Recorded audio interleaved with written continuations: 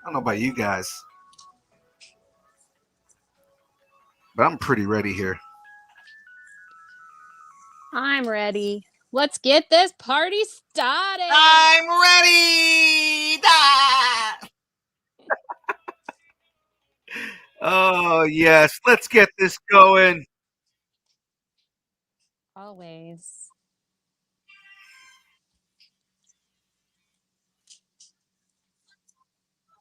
Are we? Maybe.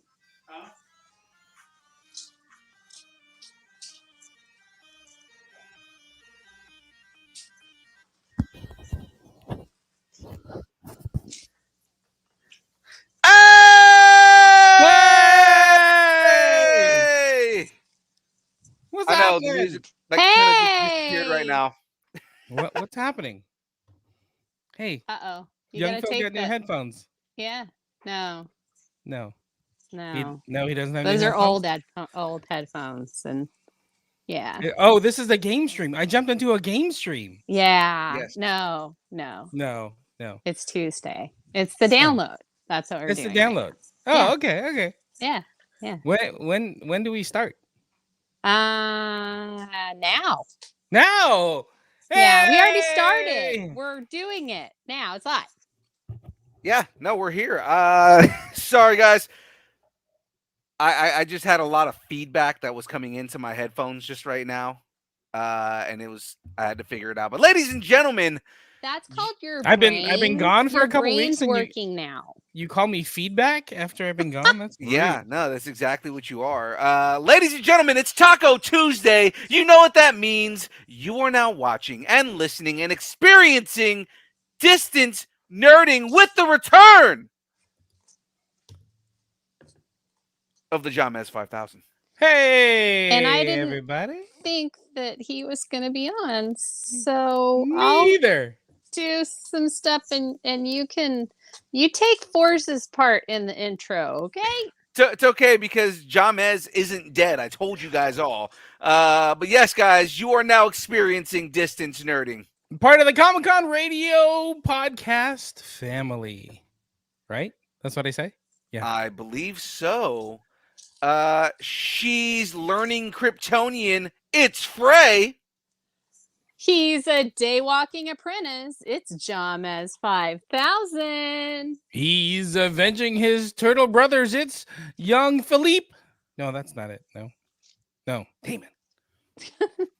You're gone And for we're a couple together, weeks. nerding.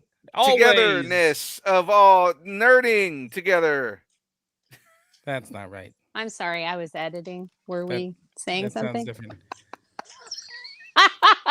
We're talking anything pop culture news, Okay. movies, music, food, wrestling, comics, whatever you're nerding out on, we want to talk about it. We'll get it one day. This is like episode 94. One day we'll get it. Like, Episode 94. you know what I mean. We'll get it. Yeah. Okay. James has been gone for so long, he doesn't know what episode we're on. He doesn't know how to do How an to intro math. anymore. He doesn't know how to math, everyone. Right? Yeah. He doesn't know What, how to what podcast. episode is it? 154, sir. Yeah, by the time we get to 154, we'll have all the bugs worked out. Don't worry about it. We're fine. We're fine. Guys, follow us on Instagram, Facebook, Twitter, Twitch, Threads, YouTube, Discord, all at Distance Nerding. And of course, you can email us if you wish and choose to. You can email us at all of your favorite place in the world. Dist. Is this really Distance Nerding podcast? I could have sworn. Wasn't this Hardly Heroes before? I don't know what's Oh happening. my God. Jeez. Taking it back. It's nerding at AOL.com. Now, not only that, guys, we are broadcasting for the first time on Instagram tonight. So that's going to be a fun new thing. Hi, Instagram. Hi, Instagram. What's up, all of our fam out there Gram. on the gram? Everybody out there, you know, we are live, sir. Are we really? Yes. Back in my day, we only broadcasted on YouTube, and we liked it. Well, now we're on YouTube, Twitch, and on the Instagram. So, ladies and gentlemen, let's get right into it here. We've got some good stuff to cover for today's episode. Of course, ladies and gentlemen, before we jump all into this, let's welcome everybody here because it is the download.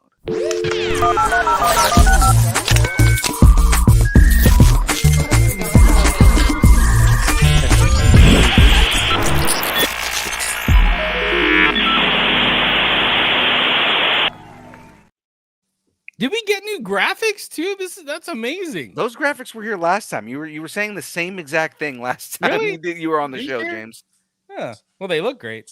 I know, Hey, right? it's even better the second time you see them. So Exactly. That's exactly it right there. All right, ladies and gentlemen, this week on deck, we've got the Geek End Update. we did things. Oh, I had beer. I had beer with taters for Sat Geeks. Shout out to Sat Geeks. Whoop. Shout outs. Lights, camera, reaction. Big explosions. Go. Great. Boom. Starting rumors. It could be a bird, it could be a plane, an angel, or a smudge on my glasses with an old prescription. Sounds about right there. And of course, capping off, guys, we've got the download. We have some tasty morsels for your nerd feast. Ooh, that sounds delicious. It does. It sounds really good. But before we get into all of that, we've gotta do a little bit of housekeeping because, ladies and gentlemen, where's it out? Let me get a shout out. Shout Where's out it to at? Poddex. In fact, this episode is powered by Poddex. Poddex are a unique interview question and episode starting prompts in the palm of your hand. If you're a new podcaster or an existing broadcaster or haven't been podcasting for a month, looking to grow your audience or get on Instagram for the first time, or even get more engagement, level up with Poddex and check out poddex.com. Use code NERDING10 for 10% off. Absolutely. Now, ladies and gentlemen, of course, if the entire show is brought to you by Poddex, then what brings you all of the fun that is Young Phil? Ladies and gentlemen, let me tell you what it is. It is Dubby beer.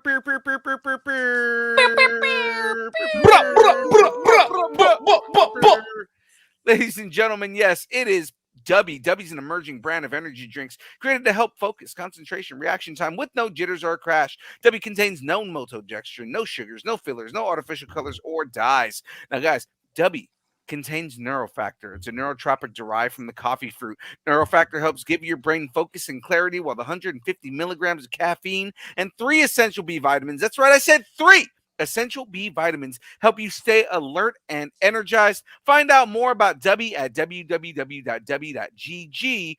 Use the code NERDING10. Get 10% off your order. Completely worth it. Delicious. There are now like 32 flavors. It is crazy. I have a question about Dubby. Yes. What are the 3 essential B vitamins? I would think like B2, B4, I don't know, B12. B12. Well, yeah, there's like a B12. A B12 like for sure is like an energy one. Yeah. I know that. Yeah, that's like people go and get B12 shots, like Right. to help like boost their metabolism and immunities and stuff. Actually, I think I can tell you. I've got some dubs right here. Let's put on the glasses. Okay. Wow. Young Phil needs glasses now? Jeez. Yeah, I'm an old man, bro. How long was I gone? I know. B3, B4, and B12. Hey, look at that. You got 2 out of 3. Look at you go. Just off the top of your head. I You know why? He uses Dubby. It's because I use W and it keeps me focused. All right. That really was a real question. I was like, which 3 B vitamins are they? Which B talking about? vitamins are in there? I know there's vitamins. They're the good vitamins. They're nummy num nums. All right, yes. And yes, Say Wong, it's the proof that I did not kill James. He's still there. Wong, did you send out a search party for me? He did. Man, they were like all about like, where's James? It was James Love Fest every week. And I missed it. You missed it At least you know That's- everyone loves you, James. when you're not here. They love me when I'm not here. Got it. Oh God! All right, well, ladies and gentlemen, it is now time to get into the show here because it's time for the Geekend Update.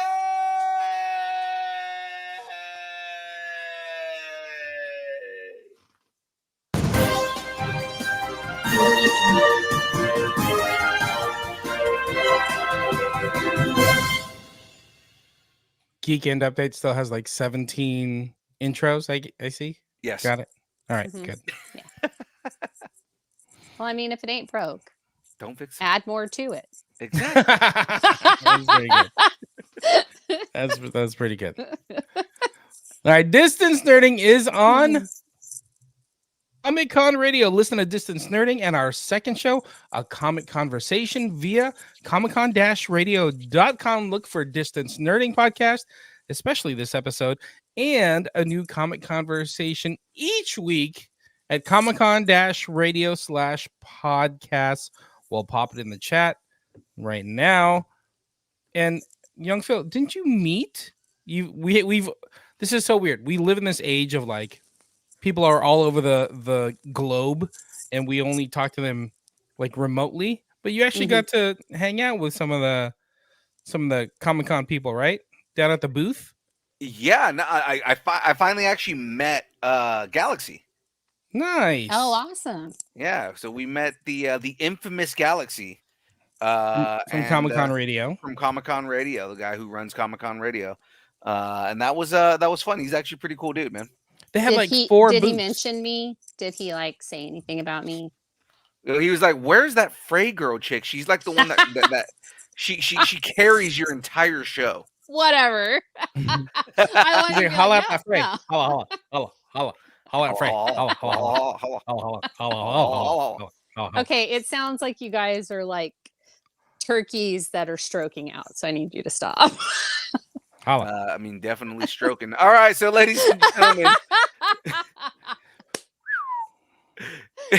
Jamez was at a great event this weekend. I wasn't able to attend. I was working, but Sack Geek's Grinchmas party was on December 9th on Saturday at Jackrabbit Brewery. Jamez, tell us about what your experience was there, man. It was a good time. You should have shown up. I don't care if you were working. Frey, you could have jumped on a plane and come. It was good times. Yeah. No, it was a cool. We had a Grinchmas party over at Jackrabbit Brewery here in West Sacramento. I live in West Sacramento. It's a cool little brewery. Stop telling people where you live. Oh yeah. I'm not giving him like my zip code or anything. But we had a Grinchmas party with a Grinch. It was great. Yeah. So Sack Geeks put on a holiday party. So we actually had a live Grinch there handing out presents and gifts and being rude. It was great. It was so awesome. Taters came down, hung out. So it was cool seeing Taters and Mr. Taters. That's right. So The it's- Taters was there. Yeah, he brought his dad, so it was cool. We were hanging out, having some beer. It was Did he there was tell actually the Grinch what he wanted for Christmas? my kids No, he did. did. It was funny. There was an ugly sweater contest that the Grinch judged, and there was only like 7 people in it, including me and my kids. He threw presents at my kids. They were all happy. He threw them at them. Out of like 7 people in this ugly Christmas party, I'm the only one that didn't get a gift. Like, Oh, my sweater wasn't ugly enough. I can't win. I can't. maybe win. it was But- too ugly. But Chemo got 3rd place. Yeah, he got like a Grinch, like a little miniature Grinch. It was cute. you I got think third. I'll steal it. I'll steal So it. your child, His child got 3rd. He His didn't get. child He got got something, nothing. yeah. He got Mm. shit. Yeah. so now exactly. we know where his priorities are. It's Yeah, not the so- kids. He'll push the kids out of the way to get stuff. So. Coco got a bag full of like Demon Slayer plushies, and she knew it was Oh, anime, so it was cute. cool. And then Kaya also won the other twin, and she won a Walking Dead beanie. So it's nice. It was great. oh my Very, god, very appropriate. that's yeah. Okay, I so love what that I'm you waiting call for now. one of them the other twin, not this person's twin, or hey, they're twins. It's the other twin, and the way There's you the said other it twin. was And the other twin. their other twin. There's the other twin, and then the other twin. It's fine. Don't worry about it. It's just, They got prizes. I didn't. So I just, guess it who's was better? great. I just love how you interact with your children and tell us all about it. Yeah. What thanks I'm for- waiting Thanks for for pointing is that out. I appreciate that. what I'm waiting for is Kaya to like start watching Demon Slayer, and James just be like, "When did you start watching this? Why?" Or Hey. better yet, Walking Dead. Starting them off young. Starting them I off think young. Walking Dead might be. I mean, it's horrifying, but I mean, like it's probably more appropriate than Demon Slayer, which is like Wait, people's it- limbs being hacked off left and right. No, I was gonna say, is that the one that they had to change because there was so much blood in one scene? They had to change it from red to white, and it looked like Demon Slayer? even more disgusting. No, that wasn't Demon Slayer. Demon Slayer, they did edit for the third season. They did edit the American version because one of the characters runs out with their boobs out, Oh, and they had to. well, yeah. I mean, sun's out, boobs out. Come on, Yeah. that's like a thing Yeah, right. That Mhm. happens. It happens. all the time. Exactly. Oh, so they won some prizes. It was great. We donated some toys for Toys for Tots. So a Oh, bunch of cool. people brought toys, so that was awesome. We had a special beer on tap at Jack Rabbit.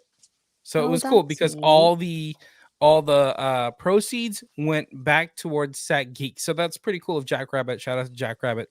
They gave us a tap and we actually got to name the beer. Mhm. And we called it the Farley. So it was Nice. dedicated to our late and beloved Sack Geeks board of director member who just passed away a few weeks ago. And owner of a comic shop here in town, Comics and Collectibles.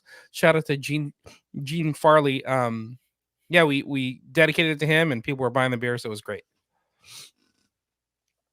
And then Tyler woke up and showed up and drank some beer, and everybody had a good time. Sorry, we had a little weird thing just happen. That's why I muted myself. And if you guys were watching, I was looking that way. So Was it your other twin showing up? no, Yeah, it was the other twin. It was the Annabeth doll. Annabelle doll. No, Oh, I'm kidding. did she jump for it finally? No, one of the dogs.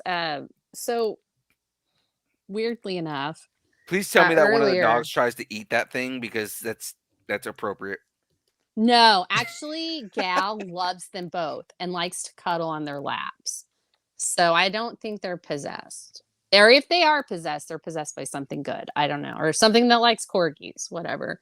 But no. So our older corgi, Proxy, she had an accident. She purposefully, I watched her squat and go to the bathroom, and I was like, what the heck's going on? Well, maybe it was anxiety or whatever, because I had been cleaning, and she gets a little anxious when I do that.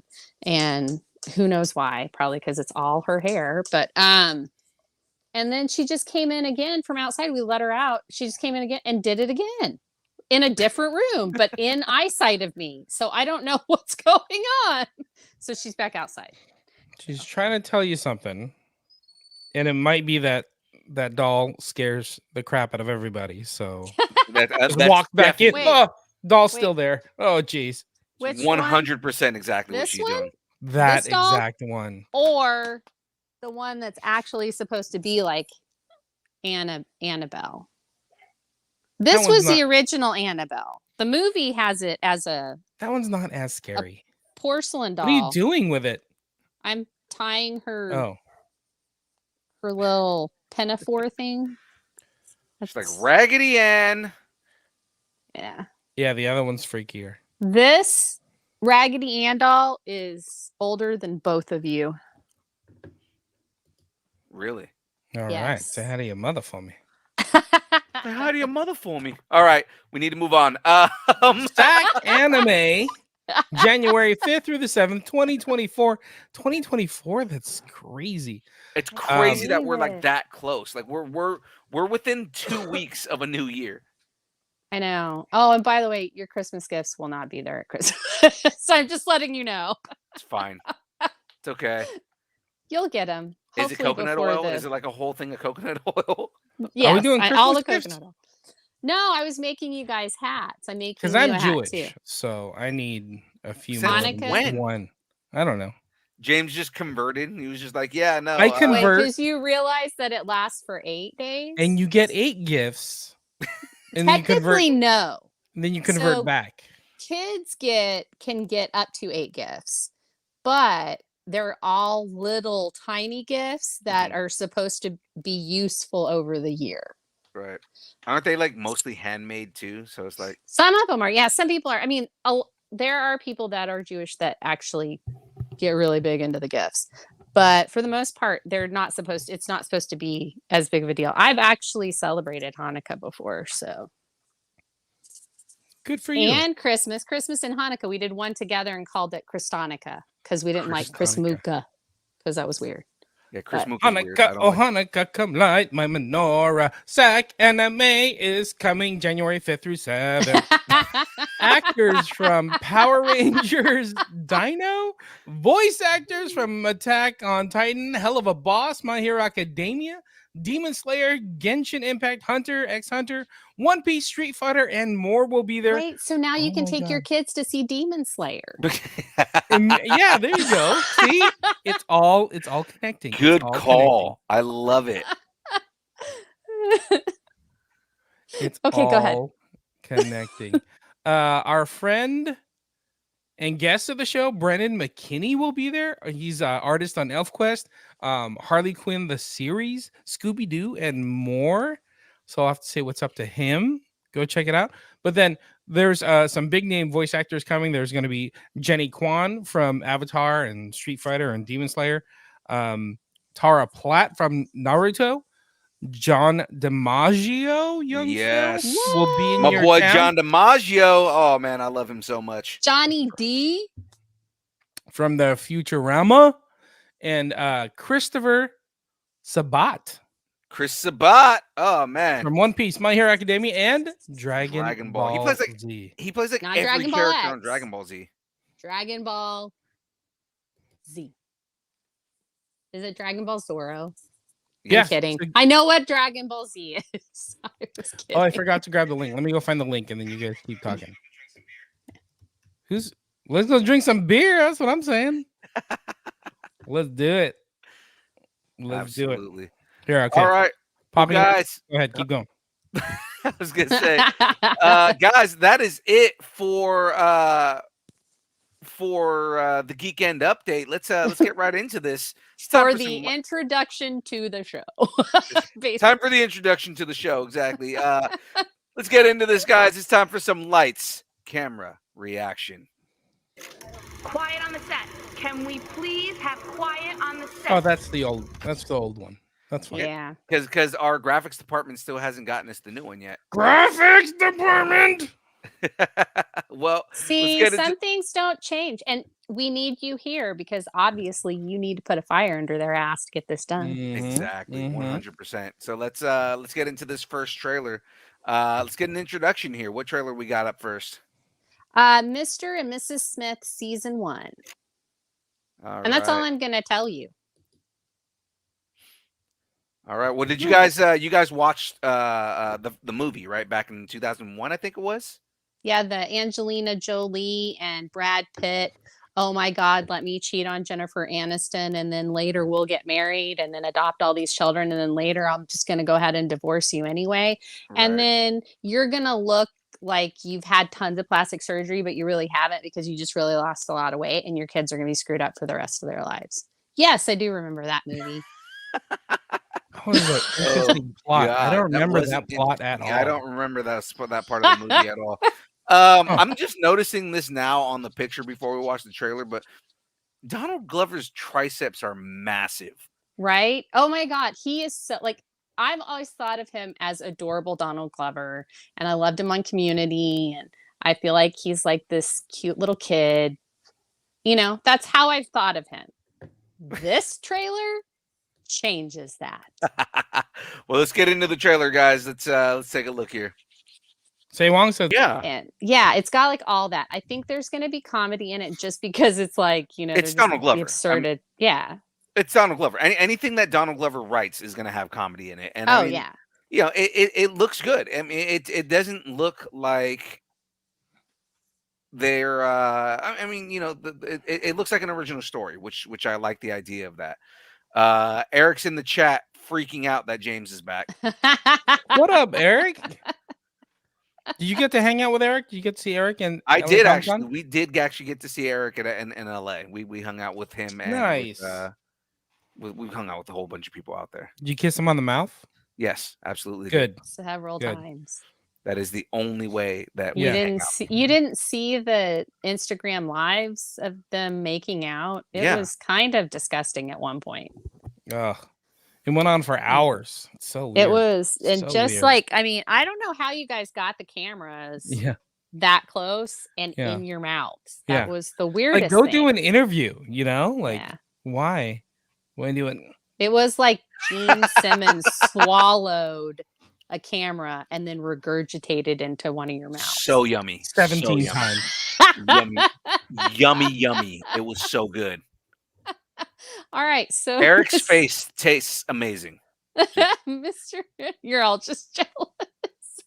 He is jealous. James's face is like the look of pure jealousy right now. It's also the same look as when I have a cough drop in my mouth. Yeah, well, there you go. here Just we to make sure go. that his children don't get him sick and kill. What information do we have on this show? When is it happening? Where is it going to be at? It's moving into the Prime Video neighborhood on February 2nd of 2024. I dig it. All right. I like it. Like, I think it's gonna be good. I'm planning on watching this. I am planning on watching this. What are we gonna give it? You've got to rate it. Right. Frey, what's your rating on it? I'm gonna give this just from the trailer itself because I didn't know that like it was coming until I saw the trailer. I was like, what the heck's this? I'm gonna give it a solid like 8 stiletto heel dances out of 10 flak jacket fashionista moments. I dig it. I like dig that. That's good. I mean, Yeah, the that's- heels, Donald Glover's going to wear the heels, obviously. Of course. Yeah. It's Donald Glover. Yeah. Jamez, what is your rating on this, sir? I'm interested. Looks interesting. Just like what Frey said, it kind of had a James Bondy feel. I think the music tied into that pretty well. So I'm kind of intrigued. I want to give this 7.775 James Bond theme songs out of 10. This is America's. Childish Gambino song. There's Yeah. some childish Gambino. No, well, about so you? James, what I was going to tell you is so what I said to Husby last night. Sorry, what I said to Husby last night was that you just haven't been back. I haven't got to talk to you. That I thought it was like on Her Majesty's Secret Service, which is my favorite James Bond movie. He gets married to Diana Rigg, her character in it. And so this is what I think. So it's what happens after that. Like he gets married to her. Then she turns into her character from the Avengers TV show. And that's what we got going on. That will they or won't they? Is she Diana Rigg from James Bond on Her Majesty's Secret Service, or is she Diana Rigg from the Avengers? That's what I'm saying. Okay, I'm done. Interesting. I like it. All right. Young Phil, what do you got? I'm gonna give this 8. Donald Glover's triceps are way bigger than I thought they were. Out of 10 Man crushes. Well, I was going more along the lines of just thinking back to the movie. Out of 10, Brad Pitt shaking his leg and showing Angelina Jolie that she knows who he is because he shakes his leg after he pees. That was weirdly specific, and I don't want to know how many times you've seen that movie. No, that's like just a scene that I remember because it's like that's what tips her off that he's who he is, and she's like, no, because she Yeah. knows that he shakes his leg a certain way after he pees. It was such a weird moment. That's a tell. My Just playing alternate poker. was my alternate was 10. No, you're not gonna kill him. Yeah. So let's get into the next trailer here, guys. Let us know what we got. What's the tea up here? Okay, so this is Masters of the Air. It is a limited series. It's going to be on Apple, and it's from the same people that did the Band of Brothers and the Pacific. So this is like the Flyboys story, where they told the paratrooper story, and then they told the Marine story in the Pacific. Now they're telling the Flyboy story. So it's that same World War II era. It's got and Steven Spielberg is one of the executive producers, and so is Tom nice. Hanks. So it's both of those two going through that. And I loved Band of Brothers. I watch it like every year. Yeah. And also The Pacific. I don't watch that.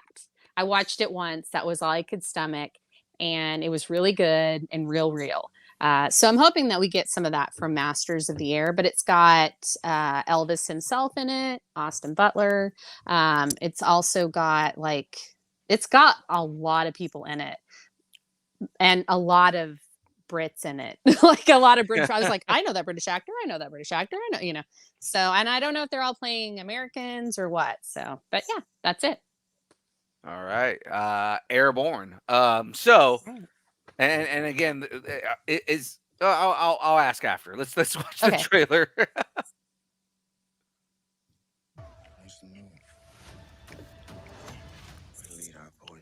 It looks just really good. Okay. So this is about Elvis being in the war? No. No, the guy who played Elvis in Yeah. in the new movie. Yeah, in this. it's In Austin the- Butler. He's also Faye When movie? Rotha in the new Dune movie. So he's Okay. in a couple of things.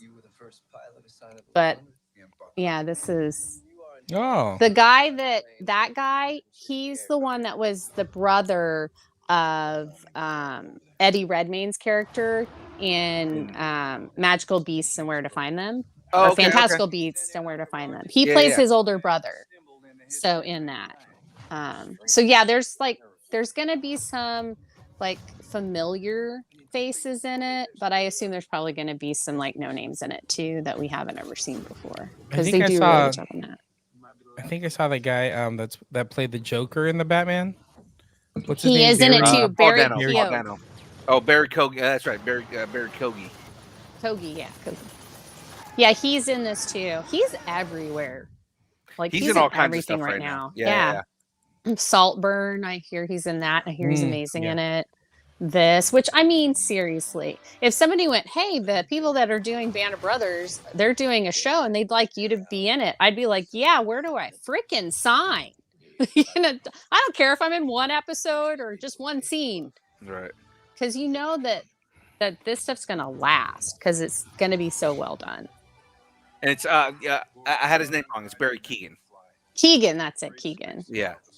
It's spelled weird because it's Irish. I was gonna say it is very British, It's Irish. Yeah, he's Irish. So yeah, Yeah. it's very Irish. very UK. I mean, Yeah. Oh yeah, definitely. So because Welsh names are spelled like that too. So it's like, well, if he had a Welsh name, it would have several silent G's and Yes. two L's would be a CH sound and whatever. I mean, that's yeah. I mean, have you seen the way Keegan's spelled? Like it's Yeah. not. Oh yeah. It's like Keough or something. Yeah. it's- Ian. Something like that. It's like it's really All yeah. right. No. Okay. So the question I was gonna ask was it about American pilots, and obviously it is right here. Yeah. Mhm. So it's the Army Air Corps, or it's either the Yeah. Army Air Corps, or it could be because it predates the Air Force. The Right. modern Air Force wasn't established until Korea. Right. So, Yeah. They didn't actually split it off until then right. because they just kind of used airplanes with Army and Marines, I think, and Well, Navy. All of them Army Air did. Corps, Army Air Corps, and the Navy Yeah, that's it. That's were the it, ones yeah. that they had, and the Army Air Corps was a branch off of the Signal Corps. The only reason I know all this is because I was in the Signal Corps in the Army, and Oh, they okay. made a big deal about the Air Force wouldn't exist if it wasn't for us. Right. You know, Yeah. so but no, it looks interesting. I like I like World War II stuff in general, and I was kind of feeling like what stories can you do more at this point, because Mhm. they've told so many World War II stories, and I love that they're starting to get into stories that, like, you know, everybody focuses on the Army and the Marines because the Army was all through Europe, the Yeah. Marines were all through the Pacific, and of course the Navy stories and everything like that. But like, I like that they're going more into like, okay, well, here's this. Well, I I mean, think where they need to go next is they need to go into the Africa campaign a little more. But I mean, like, you that's know, yeah. And yeah, it's about time. I was going to say they if you look at what the team behind it has done, they did the paratroopers, which is the European, airborne baby. yeah, airborne. And and then they did the Pacific, which was more of the Japanese theater. Right. And now they're doing Masters of the Air, and so they kind of go a lot of different places. I have a feeling they're going to focus on the European more than anything. So Yeah. they can do that, and Patton did it. We also had Memphis Belle that did the Flyboys Right. for I mean, back in the day. it So makes sense to do it in Europe just because the Luftwaffe were yeah. super formidable. They own the Mhm. sky.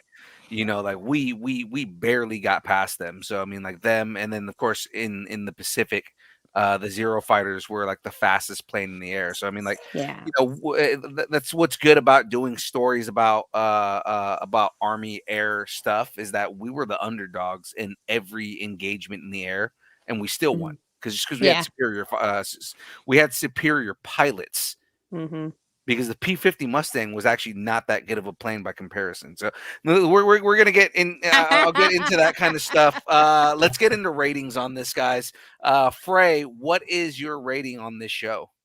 Well, before we do the ratings, let me tell you the last part about it, like when it's coming out, how long it's going to be, that kind of stuff. Mm-hmm. So it's a 9-part event. That's what they're calling it. And it premieres on January 26th on Apple TV Plus. Because I have watched the other two and I love Band of Brothers so much. Like, I love it so. You guys don't even know how much I love that thing. I will watch it. My husband gets upset because he's like, "Are you watching the freaking Battle of the Bulge again?" And I'm like, "Yes, I am." And he's like, "Why?" And I'm like, "Because I need it." That kind of stuff. And anyway, off on a tangent, I will stop. I'm going to give this 10 Betty Grables on the sides of airplanes out of 10 Flyboys that didn't come home. Oh man, Oh, jeez. that went dark. This Jamez. This looks interesting. I kind of want to check this out. Apple TV Plus with another banger looking show. Like, I don't know what's going on with their marketing, but why do we not hear more about their shows? Like, I heard about Monarch and I heard about this. That's pretty much it. But there's a ton of other good shows on Like Apple Slow TV Plus. Horses, which I just started watching, and we're already in season 2, and it's freaking amazing. And the main guy in it, Jack Loudon, I definitely think needs to be a freaking mutant in the MCU. I dig it. I love that you guys just let me go, and then as soon as I take a breath, you're like, "All right, let's move on." No, I do. I like the idea of it. Give me a chance to think of what I want to do. I want to give this 8 Mustangs, Okay. pew planes, P- out P50 of Mustang. Okay. out of 10 Mustang GTs, because that's Eric Cruz's gaming handle on Oh, Kick. he's shouting out Eric Ruiz. Yeah. What about you, Uh, young Phil? What? I am gonna also give this a 10. Let's go with 10 Flying Fortresses. Right, aka the name of the God, what was that plane? It was a B-52 bomber. Oh yeah. What was Yeah. that? Oh, It was what called was it was called the Flying Fortress. The You're not B-52. talking about the Spruce Goose, because that was No, the a Howard Spruce. Hughes thing. Yeah, That the only Spruce flew Goose is a whole different once. thing. The B-52 was called the Flying Fortress because of the armor and the amount of guns that it had. And how big it was. Oh, It yeah, was they were massive. huge. B-52 was massive. Yeah, so 10 Flying Fortresses out of 10 bombings of Berlin. Awesome. I don't know. B-17. Yeah, I Boeing B-17 Flying Fortress. okay. It's that's also what it's you're also one of the vitamins that's in Dubby. So shout out to Dubby. So don't forget to use code Nerding10. Get 10% off your B-17 supplements. Fader, I'm just glad to know that there's another Band of Brothers fan out there. It's a freaking amazing show. Yes, it is good. I may nerd out on that soon. I don't know. Also, if you guys want a good look at what it's like to deploy in the military currently, go watch Jarhead. That movie is a good representation of almost, it's close to how shit really is. All right, so let's move on to the next trailer here, guys. I think you've seen this more than I have. So. Oh yes, I'm excited for this next one. it's Marvel's you guys have Blade. no Yeah. idea. James, I hope you're excited for this. As soon as I saw that it came out, and this is from the Game Awards, the 2023 Yes. Game Awards. Yes. And as soon as I saw that, I was like, we have to have this on the show. Yeah. And I mean, it's a short trailer, but oh my god, it looks so good. And I'm also curious who's playing Blade in this game. Yeah, it's not It's not Mahershala Ali. It's Mahershala Ali. I'm never going to say his name right. I'm so sorry about that. You were close right there. Mahershala Ali. It's not. You said it perfectly right there. It's not Mahershala Ali, but I mean, like, again, I like the idea of this. It's funny because where the trailer takes place. I'm also curious who's playing. That was young Phil coming through my phone out of nowhere. You spot stealer. But talking over yourself. Hilarious. I was saying where the trailer takes place, and again I mentioned this, that if you know the comics and you're a comic fan, Blade's actually British. So I was actually wondering if, okay, well, since they're kind of revisiting Blade, are they going to go that route, or are they banking off of the Wesley Snipes character? And it's definitely based on the Wesley Snipes version, you can tell. So yeah, I'm wondering if they're not just going to do that across the board to make it more. I think that they're going with that version because he Wesley Snipes took aspects of that character and expanded on it in ways that made the character better. So I actually like Wesley Snipes' version of Blade better than the comic book version of Blade. I'm not a big Wesley Snipes fan because of the shade he likes to throw at Buffy the Vampire Slayer, but I do appreciate his take on Blade. Yeah. So let's get into this trailer.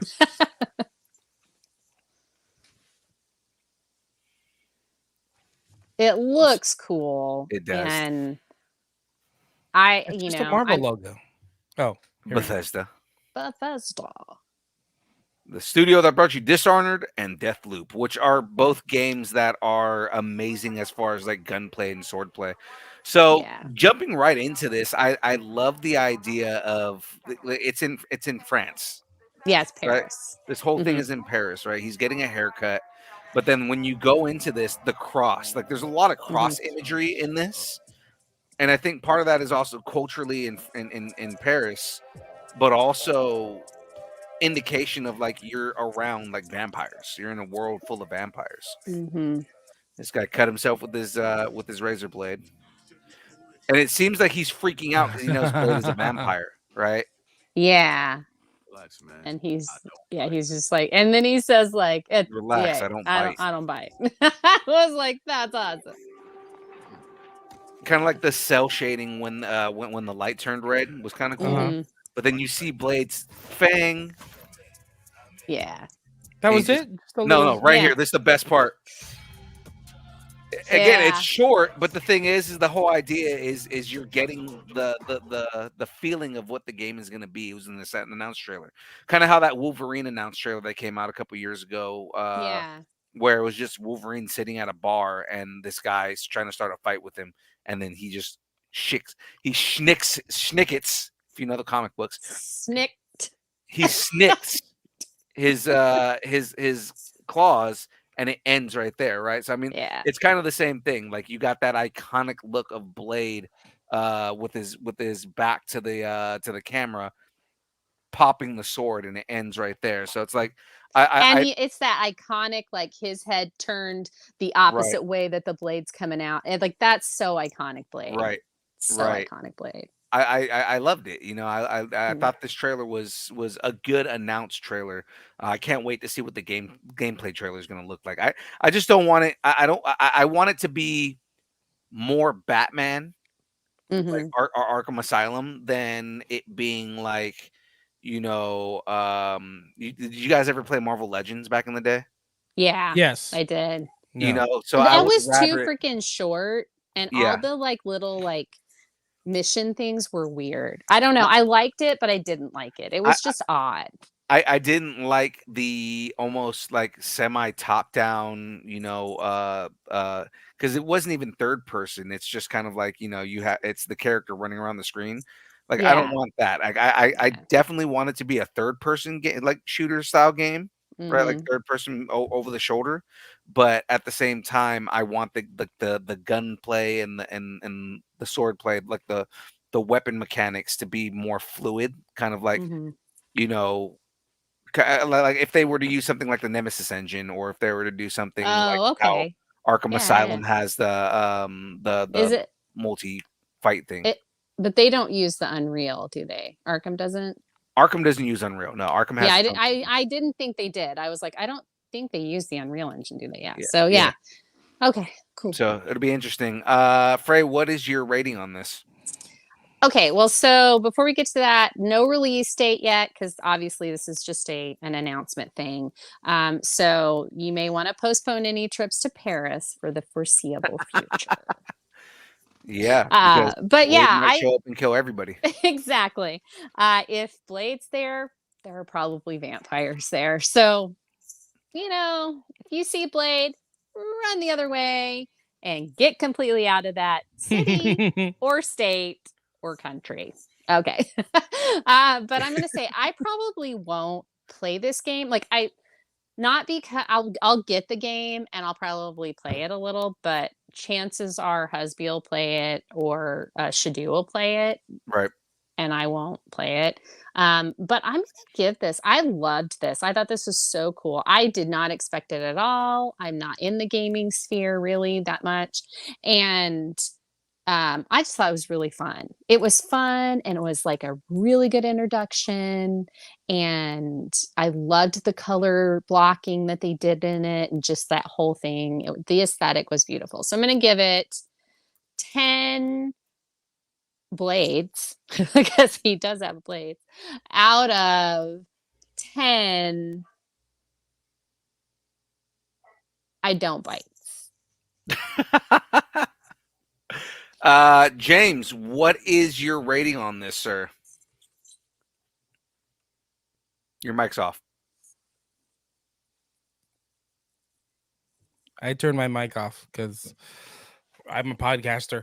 I want to give this. It looks cool. I really like the graphics on it. Mhm. I don't know. I want to know the story. I mean, I'm not a big gamer, so I just want to know what the story is and see what it's like. But all those little hints, like all the hints of the crosses and the crucifixes, on the outside, on the inside of the barbershop, makes me think that maybe by nighttime this isn't a good place to be. Right. But I will give this 8 fangs out of 10. Where's Ryan Reynolds? Because wasn't he one of them? No. was in 3. He was in Blade 3. He was a Night Stalker. So he actually was because he was a vampire and they turned him back. Yeah. Really? Yeah. Mhm. I have to go watch that movie again. I don't remember that. No, he was human. In the movie he was human, but if you listen to his backstory, he was He was a vampire he that was they turned and they turned turned. him back. Oh, really? Yeah. Yeah, you can Alright. do that in the Blade comics. It's really difficult, but you can do it. And most people die. Yeah. So. That's because that's what happens with they turn Whistler back in the second movie, and Karen in the first movie got turned back because she got bitten, and Yeah. that was the whole point of the story is that they turned her back. Karen. Yeah. Oh, Karen getting bit. Yeah, Karen was hot. I'm kind of upset that she wasn't in the other movies. Classic Karen. Yeah, She probably didn't like working with Wesley. maybe. So I definitely give this 10 vials of serum that blow up vampires Hmm. out of 10. How come Whistler wasn't in the trailer? I'm does actually Whistler curious. travel with him everywhere? He usually does. That was the whole point, is that they Okay. travel. Now keep in mind, Whistler was a minor kind of character in the his- comics. Okay, I was gonna say he was kind of like his tech guy, or you'd see Right. him every now and then. You wouldn't see him all the time. Right, and then they made him a prominent character. They merged him with the Whistler that we knew, and the character who was his father figure, because the character was his father figure in the comics, was kind of like a side character too. They just took two characters, put them together, and made a much more compelling character. Right. Mushed them together. Right, and Whistler is so much better. The Chris Christopherson version of Whistler is so much better than the version that we had in the comics. So, with that, yeah, I'm excited for this. I mean, James, when it comes out, I'm probably going to play it on stream anyway, so you'll be able to watch it. See, that's what I'm talking about. Yeah, There you go. Hey, that's how it works. exactly. Family right? helping family. Exactly. You know, we're all family here. We all love each other. ELE, It's most everybody love important. everybody. Speaking of family, Speaking of family, well, let's talk about this family here. Let's talk about the families of Arrakis. I mean, seriously. I saw this. Like, I actually saw hey, we're reacting to the Dune trailer. And I was like, the what now? And I immediately made Husby stop working. I said, I need you in here for 5 minutes. And he was like, what? And he came in and he went, why? I got to get this done. And I just pressed play. And he was like, oh. He's like, oh, Dune. Okay, yeah, no, well, it's fine. I'll stop doing everything I'm doing. It's Dune. Yeah. let's do it. Let's Dune it. Let's get it Dune. Dune it. Let's get it Dune. Ah, Psych. name of it. Oh, Like the god of them. the blah. I can't remember. Yeah, Gary? it's a long name. Gary the Sandworm. Gary the Sand. Gary the sandworm. That's such a SpongeBob thing. Gary. Hello, Gary. Gary. Gary. Ah, Gary. The Rock is the worm with an eyebrow up. Does that help anything? No? Does That is help? one. Yeah, it's the one worm. With one eyebrow up. Hold The on. worm says. Okay, hold on. I like Dune, and you know what? As soon as you said this movie is much easier to Shai-Hulud. follow than Yes. That's the name of the god of the worm god, Shai Halud. Okay, go Gary ahead. was much easier to say. I'm just saying. But you were right. Like this film is much easier to follow than the 80s Sting version. Yeah. Although Sting in a Speedo, a metal Speedo, Right? I mean, that didn't suck. Yeah, it didn't. They should just put that up in the corner every now and again as this film goes on. Just put Right. Sting in the Speedo. Actually, it's just a poster in someone's room. Yeah. They don't even have like Princess Erlon. She's got this like poster, and Yeah. it's just a Sting as Saint Rotha. He'll go to like look at his watch and they'll flash to the watch and it's like the Yeah. background. Right? Oh my god, that would be hilarious. Suddenly Patrick Stewart just walks through the room and he's like, "Oh, hello." He just keeps walking. Oh, that's right. Patrick Stewart was in that. Wasn't he Yeah, he bald played- then too? He Yeah, played, yeah, he's he's been always bald been for a bald. really long time. But he played Gurney He Halleck, hasn't didn't he? always been bald. He He's was bald in freaking Excalibur, yeah. and they He's in put a wig Excalibur? on it. He Yeah, he was in Excalibur in 1980. he was the same character that that Thanos played. Oh, God, what's his name?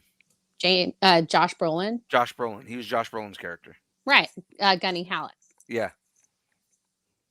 But he That's had what I hair. Well, Josh That Brolin was a did. wig. No, he had a wig. Josh Brolin wears a Anytime- wig? Yes, Yeah, Josh Brolin Eh, wears a wig. We know he that. does.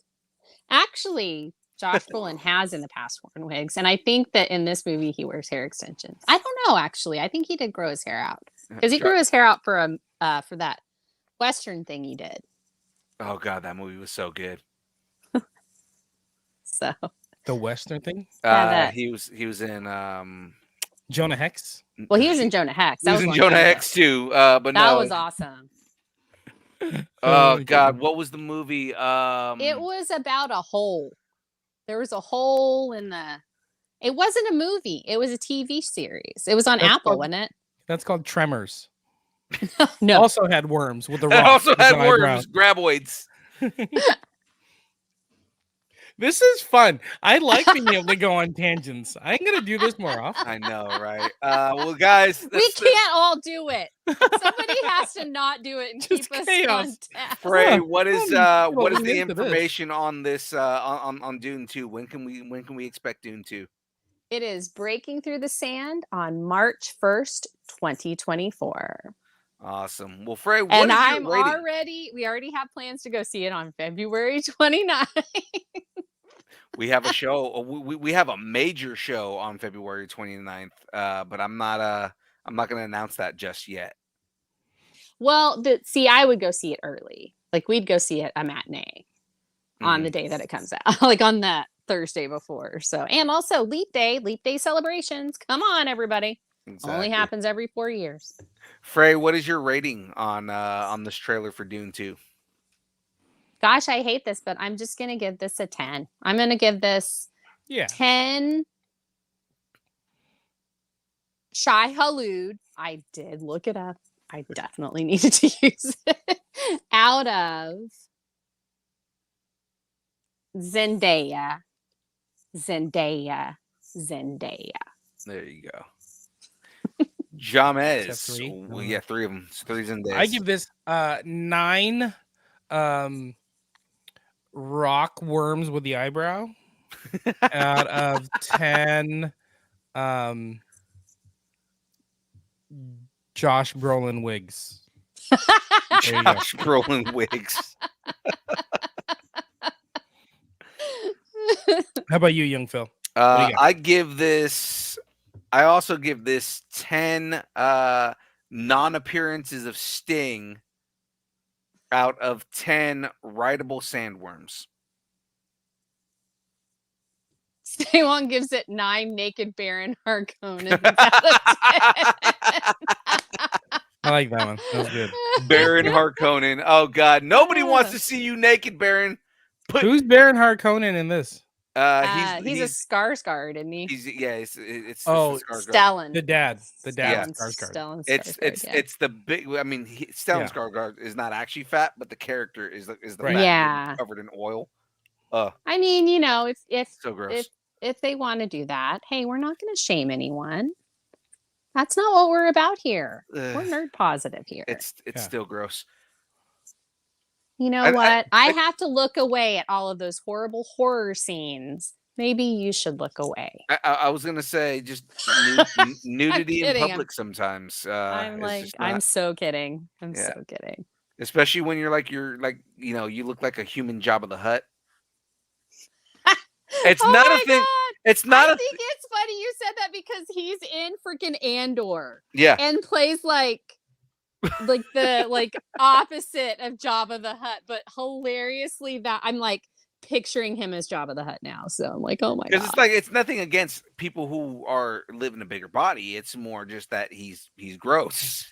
Like, and I think that's intentional because it adds to him, like the villainy of him, because like in the original version of the character in the 80s movie was also a fat, gross, sloppy monster. So it's kind of like Well, I mean, the reason that he is that way is because of the excesses and because Right. they are in the prominence of they're barons. They're like, it's a feudal system and they're like Right. in the upper echelon, just like the Atreides are, but the Atreides don't glutton themselves. I mean, you have to think about, if you think about all of the Dune houses, they each have one of the like original sin flaws. Like there's the you've got the Atreides pride, you've got the Harkonnen sloth, you've got or gluttony. They've got gluttony. So then you've got like, I think as we see it, like one of the 7 deadly sins will be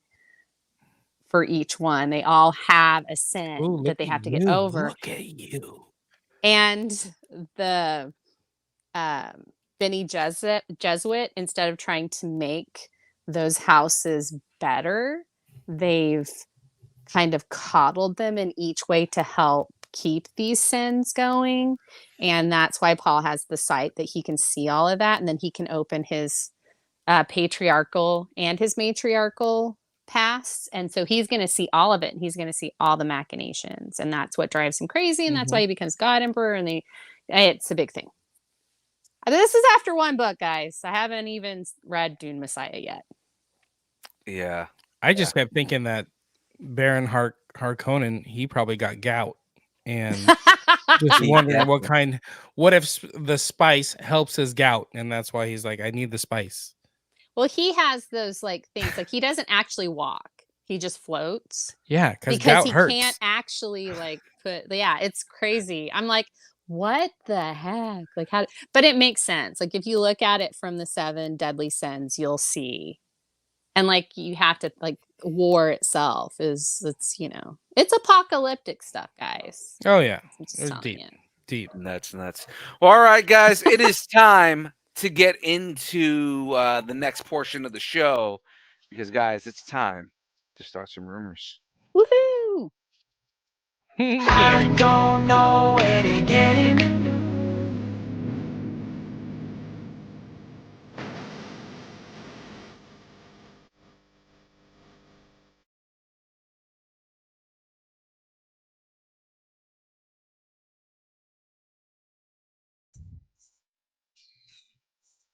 Is this slowing down at the end? What happened to the record?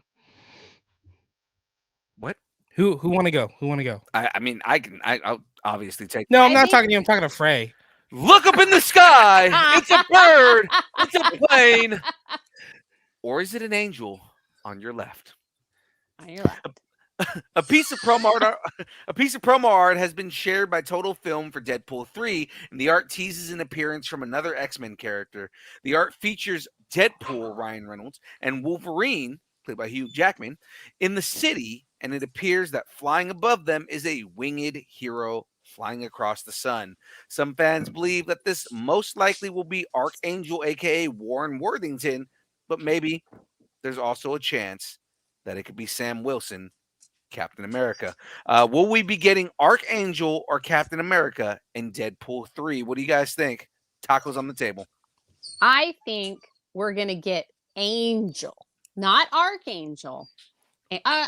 No, he didn't ever become Archangel, did he? In the in the No. Sony verse or the Fox verse. In the Foxverse. No, he didn't officially become Archangel. We never got that version of Angel, but I mean, that also leads into Apocalypse. Like we would need Apocalypse if we're going to get Archangel. Yeah.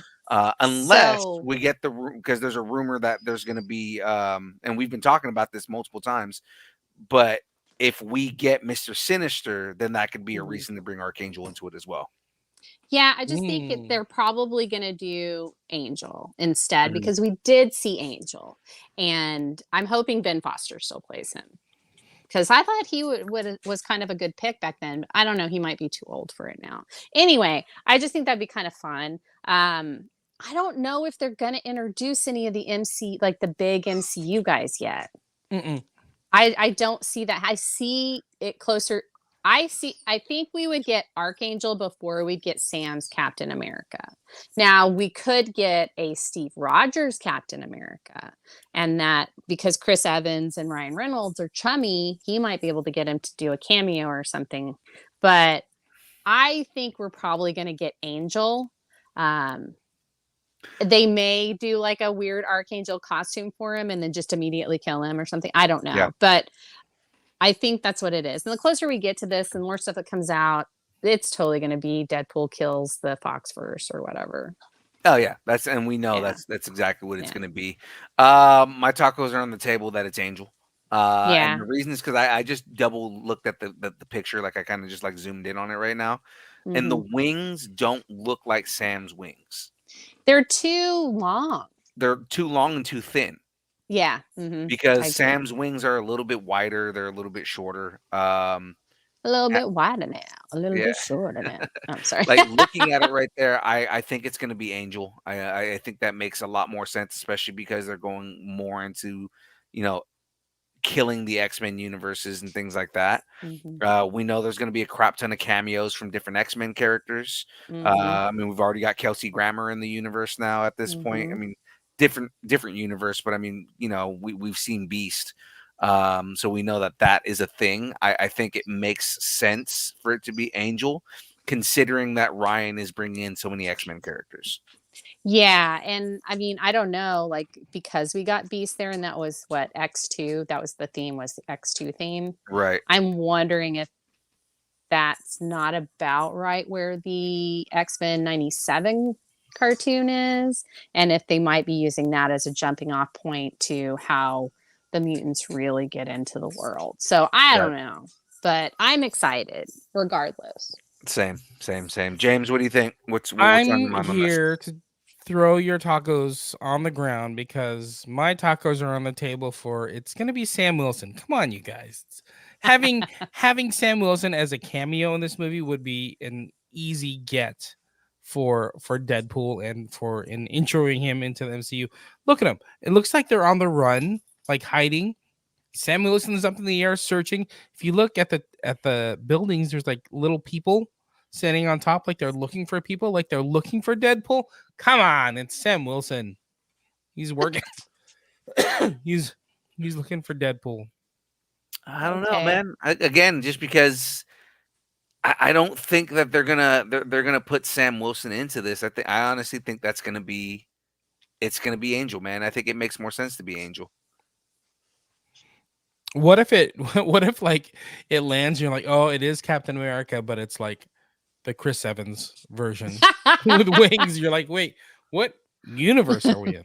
What Oh, the God. hell? Or what if they take it a step further and it's Falcon, but it's Joaquin, and it's not There and you it's go. not the Sam Wilson version of Falcon. There you go. It's the Joaquin Torres. How about version of, this? Sam Wilson. What if it's Banshee? I mean, that just throws a wrench in everything. And Banshee is played by Jack Loudon. Sorry, just because he's the guy on Slow Horses, guys. I'm just saying, and he would be a really good Warren Worthington III. I don't think it's happening. But you need to slow down with your slow horses. Okay. Speaking, I'm of still working on Gilded flying- Age. Okay. Oh, Gilded Age was so good this week. Oh my God. Okay, but we're not talking about that. I just watched it today and I am shook. All right. So let's get into some And girl Aiden's talk, my girl. y'all. Okay. Go ahead. Sorry. Look up in the sky. It's a bird, it's a plane, or is it the woman of tomorrow? Oh, it's you, Frey. It's me as a blonde. That's me as a blonde. All right. And so another report has surfaced regarding James Gunn, because you all know I love everything the Gunverse. So James Gunn's Superman Legacy, involving the introduction of another big Superman character. According to reliable inside scooper Daniel Reichman, and I don't know if I would call him reliable, but whatever. Supergirl will make her big debut in Superman Legacy, but the character will not be played by the Flash star Sasha Calle, which, part of me is like, I really liked her as Supergirl, but I don't know how she would work as as the mainstream Supergirl. I loved her as the Supergirl she was, so I don't know. Right. But are we getting a new Supergirl in Superman Legacy? Tacos on the table. James? I think we are. Tacos on the table. It's going to be a new Supergirl. I think if they're going to go for the classic Supergirl, the blonde hair type thing, just like this photo. I did like Sasha's character, but no. New Supergirl. That's what I'm saying. Done. Tacos. Eden. Nom, nom, nom, nom, nom. All right, Phil, what about you? I agree. I think that it's as much as I like Sasha Calle's version of Supergirl. I think they're going to go with the more classic Kara Zor-El, and I think that's what it's going to be a new version of it. I think especially because they are rebooting the entire universe, getting rid of everything. I mean, we're getting a new Superman, so why would we get the same version of Kara's of Kara that was in that? Even though she was a multiverse version of Kara, but I mean, like, she was the Superman of that universe. Yeah. So I think that given the universe that they're creating or that they're doing, I don't think that they would be doing that version of Kara. It's going to be a more traditional Kara Zor-El, where she's Clark's cousin. She's So, and probably somebody younger looking than Corn Sweat. Well, I I mean? mean, that's not necessarily true. She actually was supposed to be older than she was supposed to be older than him. Age-wise, but when they get to Earth. Yeah, I guess her Flippity flopped. Yeah, she got delayed, and that's why but she didn't age during that. She was just the same. So, yeah, Right. I think we are going to get a new Supergirl. I think they're going to go with a more traditional blonde, and the Woman of Tomorrow storyline that they're doing, she's not like that innocent girl. She's hardened, and she's more like she's been through some stuff. So I actually got to read it. So the story. So I'm like, oh, that's awesome. Not the actual script. Please don't start telling everybody I got to read the script. I did not get to read the script of that movie. It's going to be on the internet. Comic books. It's going to be on the internet. So a random podcaster somehow got James Gunn's script. How about you, young Phil? I did. Oh wait, you said it? I already said it. Did. Yep. So my tacos are on the table for that. Yeah, I think we are going to get a new Supergirl. I really have been trusting James Gunn's casting so far. A lot of the stuff that's come out, like the Nicholas Hoult, which he actually yesterday came out and said 100% that he was there. He wanted to make sure before that he signed the contracts and everything was set before announcing it. But James Gunn did go on Instagram and I think X and Blue Sky and everything and just said, hey, it's official now, guys. Right. So Cool. That's exciting. I mean, I'm very excited to see Nicholas Hoult and what he's going to do with Lex Luthor. I really hope they go more the businessman route and don't try to make him all hip and cool and stuff. Just make him a businessman.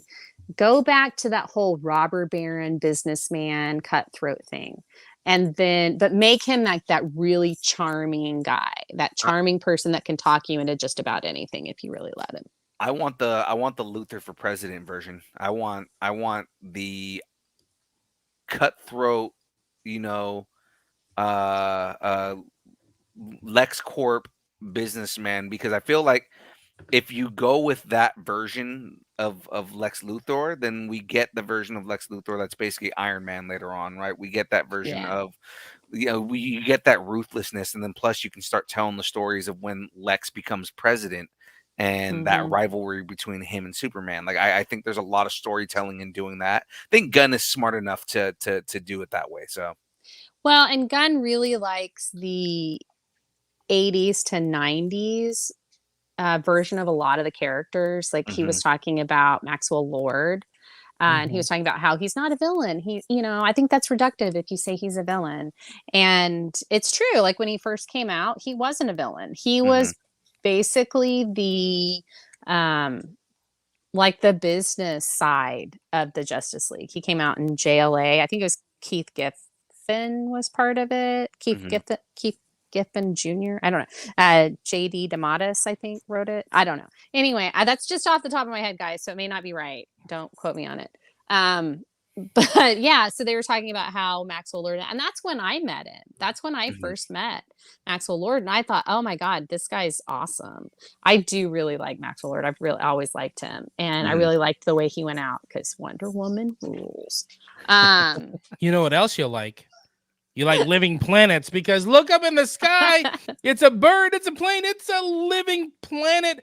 Actor Kurt Russell has played an otherworldly father for director James Gunn before, when he appeared in the MCU sequel for Guardians of the Galaxy Volume 2 as Star-Lord's father, Egu. Now, rumors are swirling, saying that Gunn, who does like to repeat working with his favorite actors, that maybe Kurt Russell could be our new Jor-El. I like that. Okay. Father of Superman, just in case you didn't know, for the upcoming movie Superman Legacy. Russell responded to the rumors in a recent interview with Comic Book. Shout out to Comic Book. Shout out to Matt Aguilar, where he sat down to discuss his Apple TV series Monarch.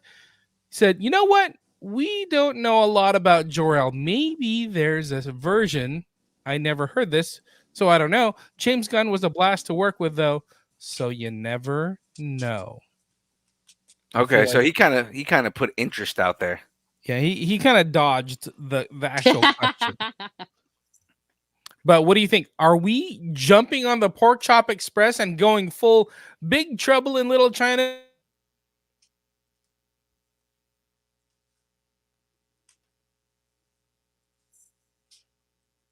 I think we lost James. Did we lose him? Should I finish it to get Kurt Russell as Super Daddy? I mean, tacos on the table. Yeah, James is gone. That's okay. He'll come back. We'll Yeah. we'll get him back. There we go. We'll get him back. Okay, all right. So what do you think, Phil? My tacos are on the table. I like the idea. Say Wong said he's frozen in time. He's a man else frozen is in that time. Say Wong said I killed him. Oh God. Yeah, I killed his feed. So okay, yeah, now he looks like his computer. The last time this happened with James, his laptop died. Oh no. He no. forgot to charge it. Internet. He said internet. Oh, his internet went down. no. Oh no. So okay, so my tacos are on the table. I feel like I like the idea of Kurt Russell playing Jor-El. I mean, I've liked the different incarnations of Jor-El that we've gotten, but I think that Kurt Russell could pull it off. He's very much that intelligent yet loving father character. Also, if you're watching Monarch, he plays such a good old dude. Okay. He plays such a good, like, badass old dude. I was gonna say, like, lately he's been playing these like absent fathers, or like, I mean, that with Ego, he was the he was like evil daddy. So I mean, yeah, I could see him as super daddy, but also I don't know. I mean, are we even really gonna see Jor-El in this first movie? Because if they're doing the Man for All Seasons, or they're not doing that, they're doing No. the other one. But anyway, but I know which one they're doing. It'll probably be a flashback, if anything. Yeah, I'm just like, I don't know if he's even going to be mentioned this. I don't remember how he's going to be mentioned, but yeah, I don't know. I don't know if we're even going to see a Jor-El. I think it's cool. I'd love to see him. My tacos are on the table. Absolutely, he can be.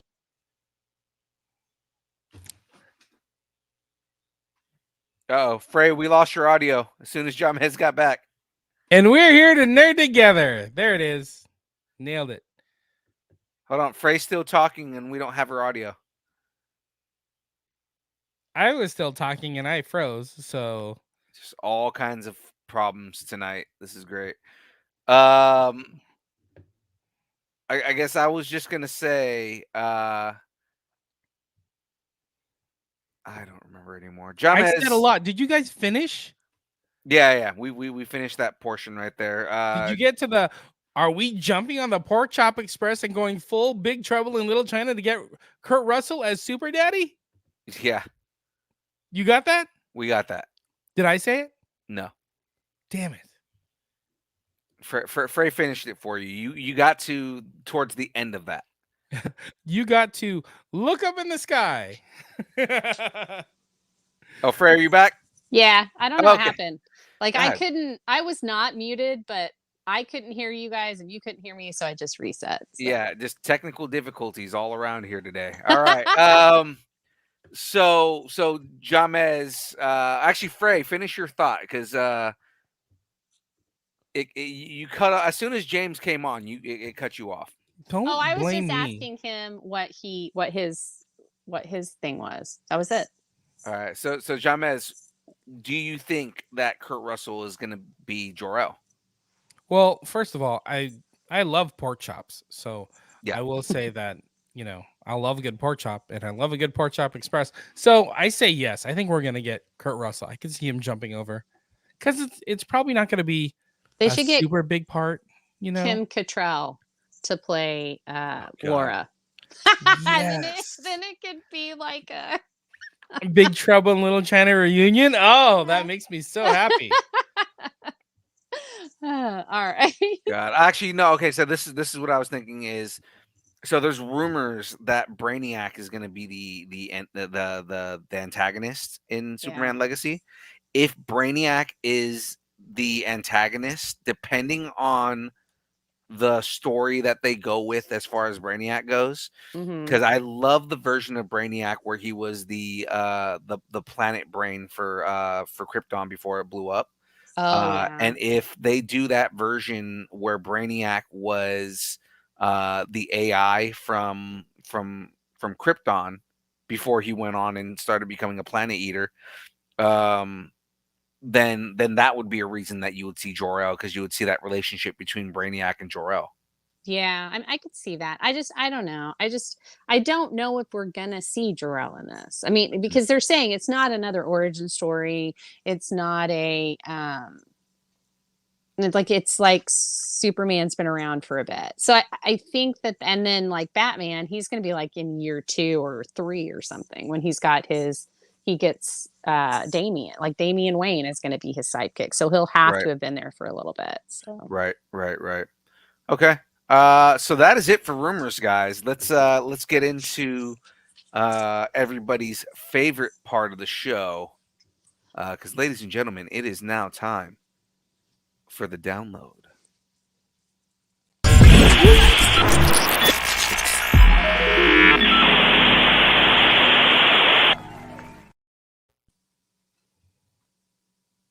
In Disney news,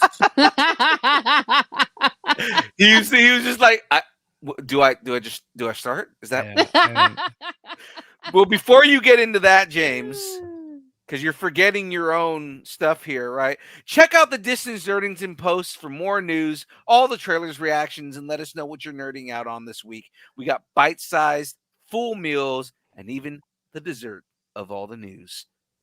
Take it away, James.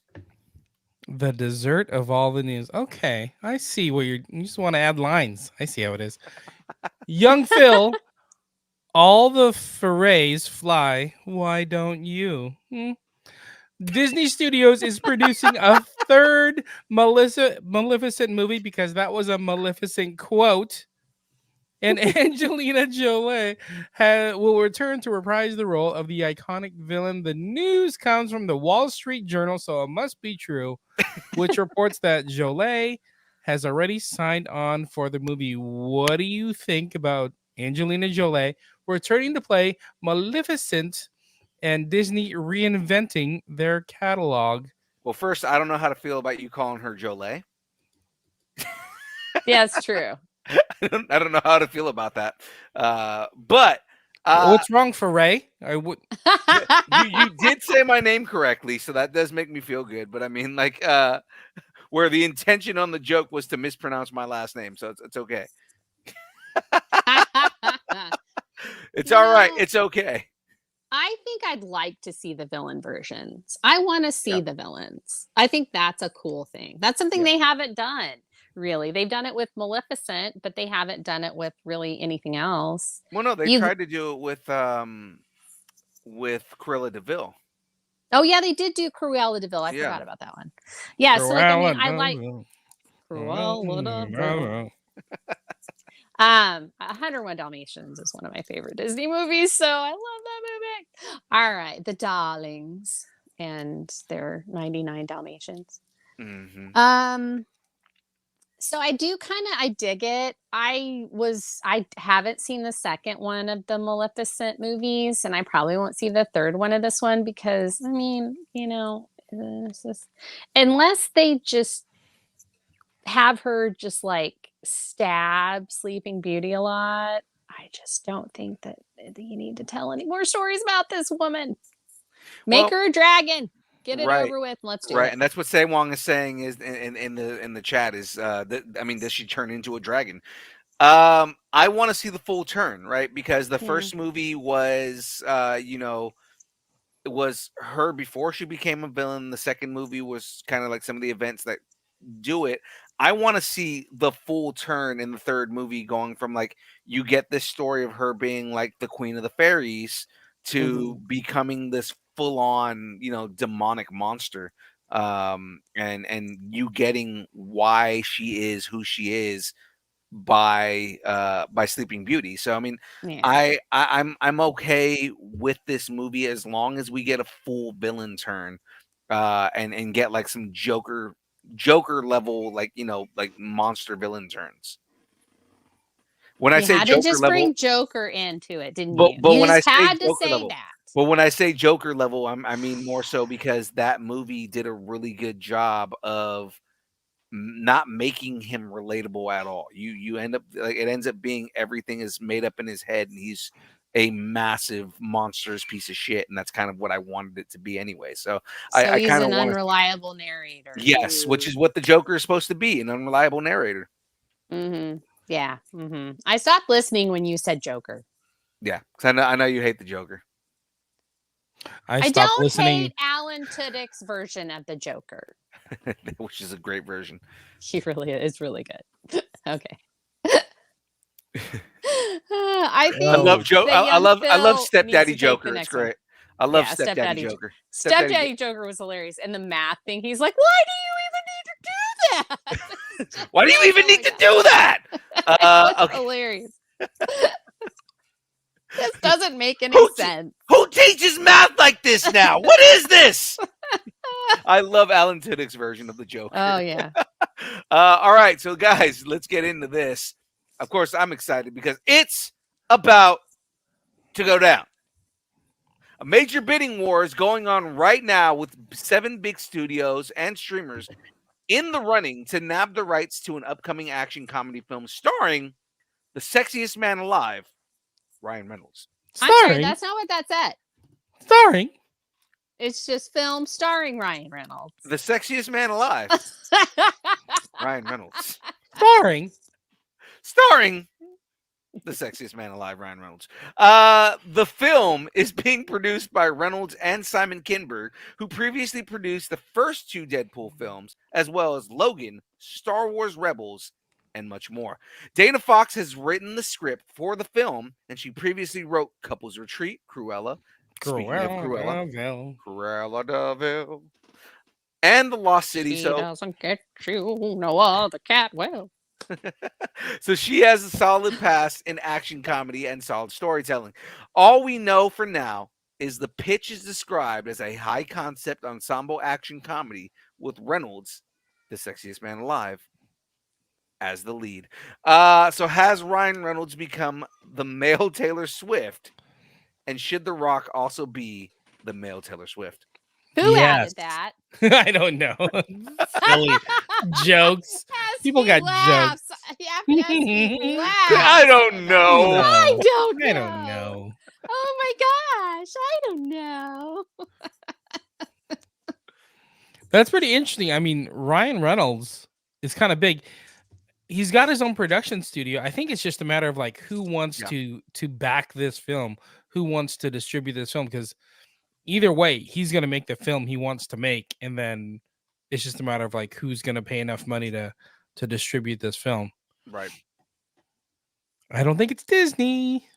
It might not be Disney. I think honestly, it's probably going to end up being either Apple TV Plus, because they've already put original Ryan Reynolds stuff on there, or it's probably going to end up being Amazon. I mean, like, those are the 2 big streamers that are like pushing for that kind of content. Actually, Netflix might be in there too, because they did just put out the Adam Project. Yeah. Yeah. It's me. I'm sorry. I've got the highest bid right now. Is it like And on eBay? No, I didn't tell you guys this, but I have a little production company, and yeah, and we've produced a few movies, and so yeah, I mean, like what? Like maybe Barbie, Scarface. Greta and I mean, I hate to tell you this, but I used to babysit her when she was a kid. And, you know, one thing back led when to you lived in another. Sacramento? Yeah. Mm-hmm. You don't know where I've lived. Mhm. And Lived everywhere, as far as I know.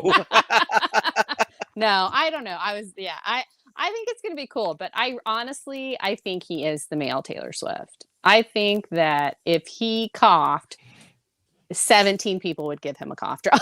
I mean, he's right. I mean, there. if he coughed, I would hold his balls and tell him to look left. Just... Jeez, what is happening? No, nobody asked for that.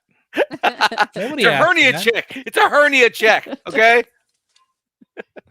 Oh my goodness, he is kind of the male Taylor Swift. He kind of hits everything. Like, doesn't he do like a cell phone company and a credit card company and God, no, he has a internet security company.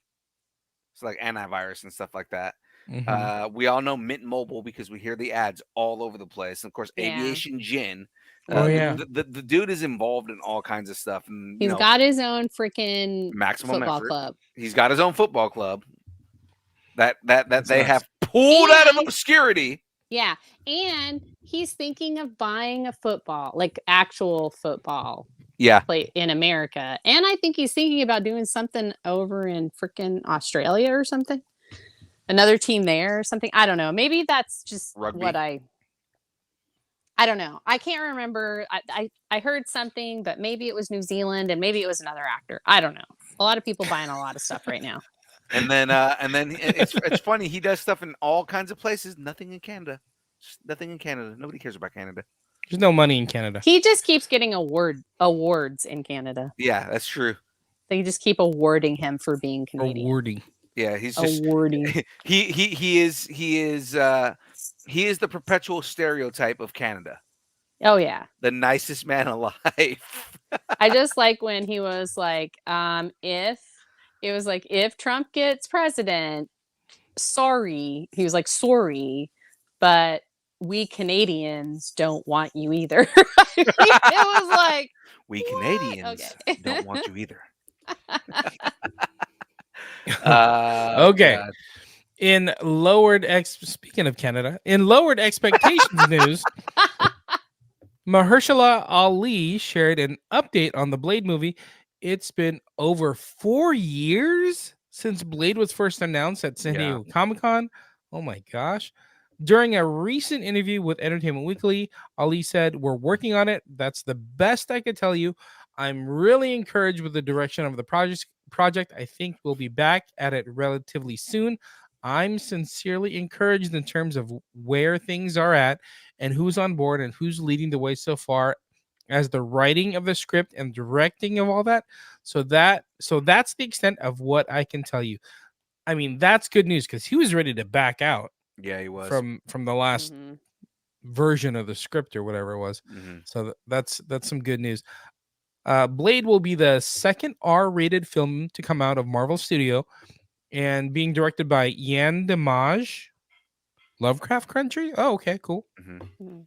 And Nick Pizzolatto, True Detective, working on a new draft of the script. Mahershala Ali, Mia Goth, and Delroy Lindo are attached to star in the movie. No updated date for when the Daywalker is bringing Slaying back. Slay Slay. Queen. Slay Slay Queen. Queen. Slaying back. How long will we have to wait for Marvel's stoic vampire slayer? Slay Queen. 2025 at the earliest will be 2025. I don't think 20 we'll get it before 2026. 2026 is gonna slay. Yeah. I was gonna say I think 2026, and I think it'll come out before the Secret Wars. Yeah, and I think all that's getting pushed back too, just because Yeah. they're trying to do, like, they're talking about wanting to do like 1 or 2 movies a year now, and it's like kind of like pushing everything back. Mhm. I know that the last thing that we heard, they were saying that the original script for Blade had more to do, like, Blade was barely in it, and they were doing and there was like no fight scenes, and the majority of it was like they were focused every episode they were focusing on like on new female characters that had nothing to do with Blade. Yeah, I mean, the first Blade movie should be about Blade. They, I'm they sorry, were but it should. they were focused on day-to-day operations of a barbershop in Paris, Yeah, and no, it right. just wasn't hitting home. But like Was no, it? so I know Mahershala Ali was like, he was saying he didn't like the direction it was going in. He wanted to back out because he didn't want any, like, it just there was no fight scenes and Blade was barely in it. And they're like, I mean, remember it was a TV show at first. So they Mhm. were like, every episode was focusing on like female heroines and Blade was like barely in it. Because I remember one of the writers came out and was talking about like, yeah, no, we a lot of us weren't fans of this, but this is where they were going, Mhm. and then they decided to rehaul the whole thing, and now Mahershala Ali seems like he's really into it, and they're actually getting people who understand action and understand like the different aspects of what, like, especially what fans want from Blade, like don't subvert what we want, like everybody, we pretty much want the Wesley Snipes movies, but like updated. Well, I mean, if it's gonna be Blade, you want it to be about Blade. I Right. mean, that should be like number one Right. on the list of things that it should be about is Blade. Right. Now, Right. I Right. mean, I can understand um if they wanted to do other things with it or whatever, especially in a TV show, make it more serialized and less about one specific story. I could see that. But yeah, since they're going to do the movie, I'm glad they're redoing the script Right. and that he's happy with the way it's going to be because you know what? Blade is Blade. Make it Blade Right. and Blade and more Blade. Exactly. I mean, the whole thing is you're getting an actor like Mahershala Ali to take up the mantle of Blade, Mm-hmm. and it's kind of like if you're doing a TV show that barely has the title character in it, and doesn't have him fighting vampires, like, what's the point? Why am I watching this?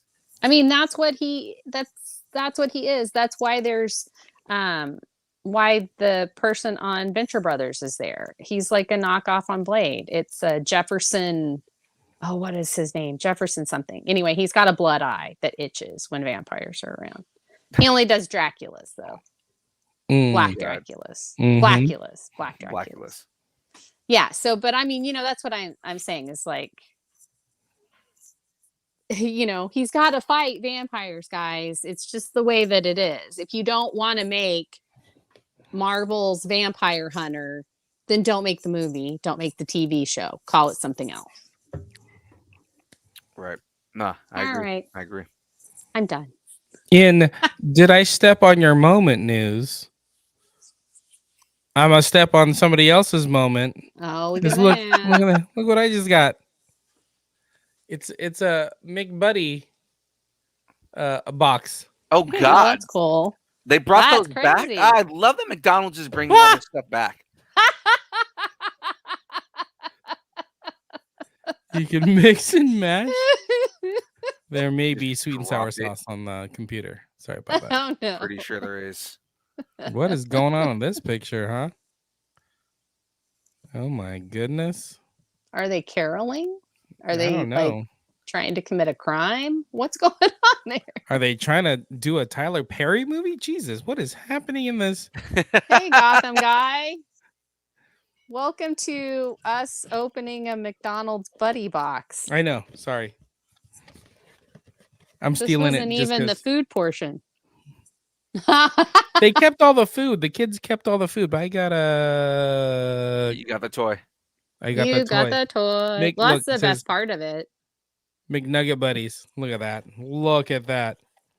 Unboxing as we speak. He's unboxing it. It's being unboxed right now. Look at that. Look at him go. Oh my gosh, it's like wrapped in like a hamburger. Oh my gosh. That's awesome. That's just kitschy enough. It's in a burger wrap. That's so good. Don't eat it. Ta-dum!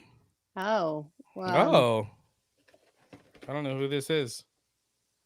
They're a lot bigger than I remember. Weren't they smaller than like back in the day? This is Darla. Hi, Darla. Darla. Hi, Darla. You don't look like a 500-year-old vampire. Close enough, though. 500-year-old McDonald's toy. All right. So as fun as this is, weren't we talking Star Wars? just a second Okay, ago? sorry. Okay. Mister, I don't like tangents and derailments. If I didn't cause them, okay. Go ahead. Star Wars it up. I'll just put this away.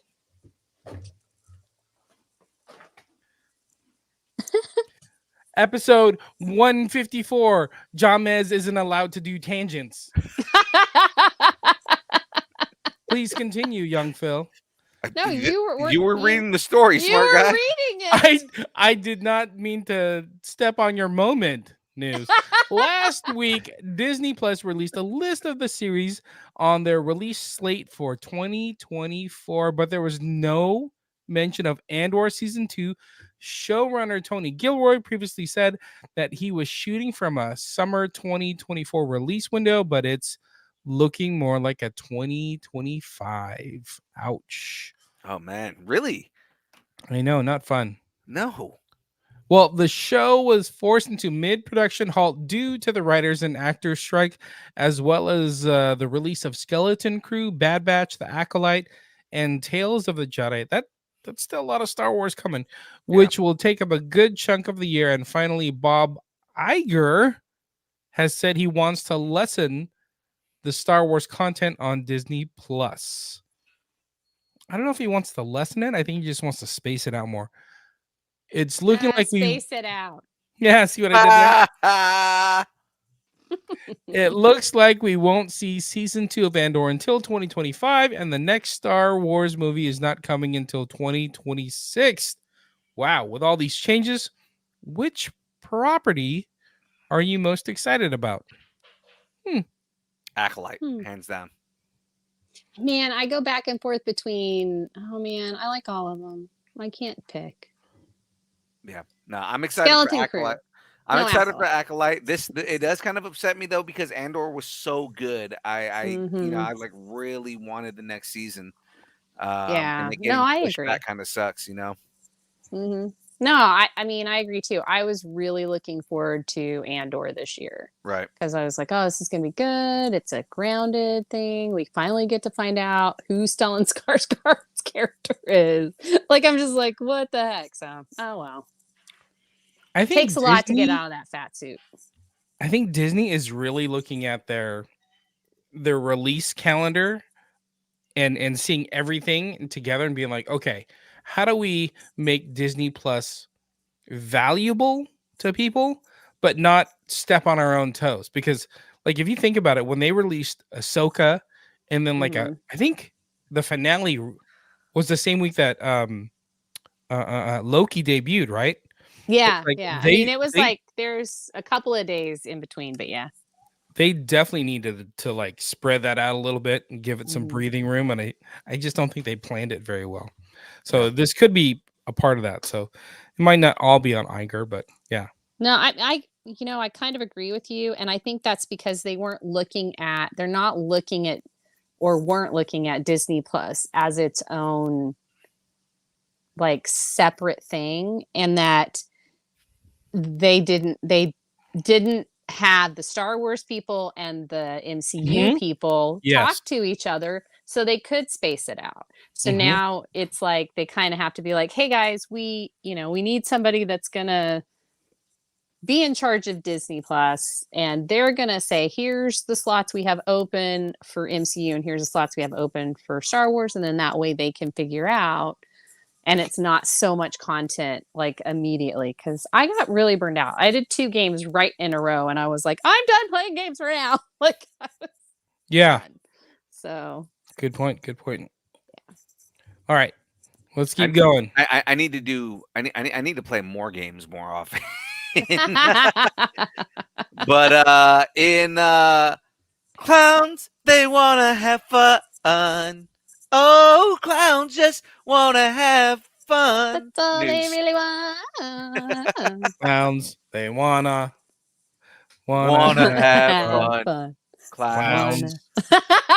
wanna have. Okay, that's enough. Uh, if you enjoyed the first season of the live-action Twisted Metal series, you'll be happy to hear that the show has been renewed for a second season. Woo! Yay! Showrunner, writer, and executive producer Michael Jonathan Smith said in a statement, "I have to give a sweet tooth-sized thank you to our incredible fans. I read every comment. I was so blown away for everyone's love, support, and rabid enthusiasm for a paper bag." If you watch the show, you'll get that. We are beyond thankful we get to continue the story of John Doe, Quiet, and Sweet Tooth as they face off against familiar faces and new grim foes in the long-awaited Twisted Metal tournament. The mixtape is made, and I'm thrilled to get back on the road with our stellar cast and crew. Peacock says the series is its most binged original in its first week. It currently ranks amongst Peacock's top 3 originals of all time as new viewers continue to discover the series. So you guys want to introduce this for me real quick? Yeah, James, do you want to do it or do you want me to do it? I think you could do it. Okay. Cut the check synopsis, creepy calliope music opsis. Cut the check synopsis, creepy calliope music synopsis. Synopsis. Excuse me. My throat. Season 1 follows a motor mouth outsider who's offered a chance at a new life, but only if he can successfully deliver a mysterious package across the most apocalyptic wasteland. With the help of an axe-wielding car thief, he faces seedy individuals driving damage-induced vehicles and other dangers of the open road, including a deranged clown who drives an all too familiar ice cream truck. Anthony Mackie and Will Arnett not only star in, but also serve as executive producers of the show. They are joined by Brooklyn Nine-Nine alum Stephanie Beatrice, Joe Sanoa, or Samoa Joe, as we know him, and Thomas Hayden Church from, famously from Spider-Man 3, the Sandman.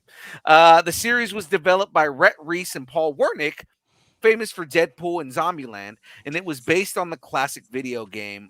So what kind of crazy antics are we going to see in the new season? But actually, I should ask you guys this. Did you watch season 1?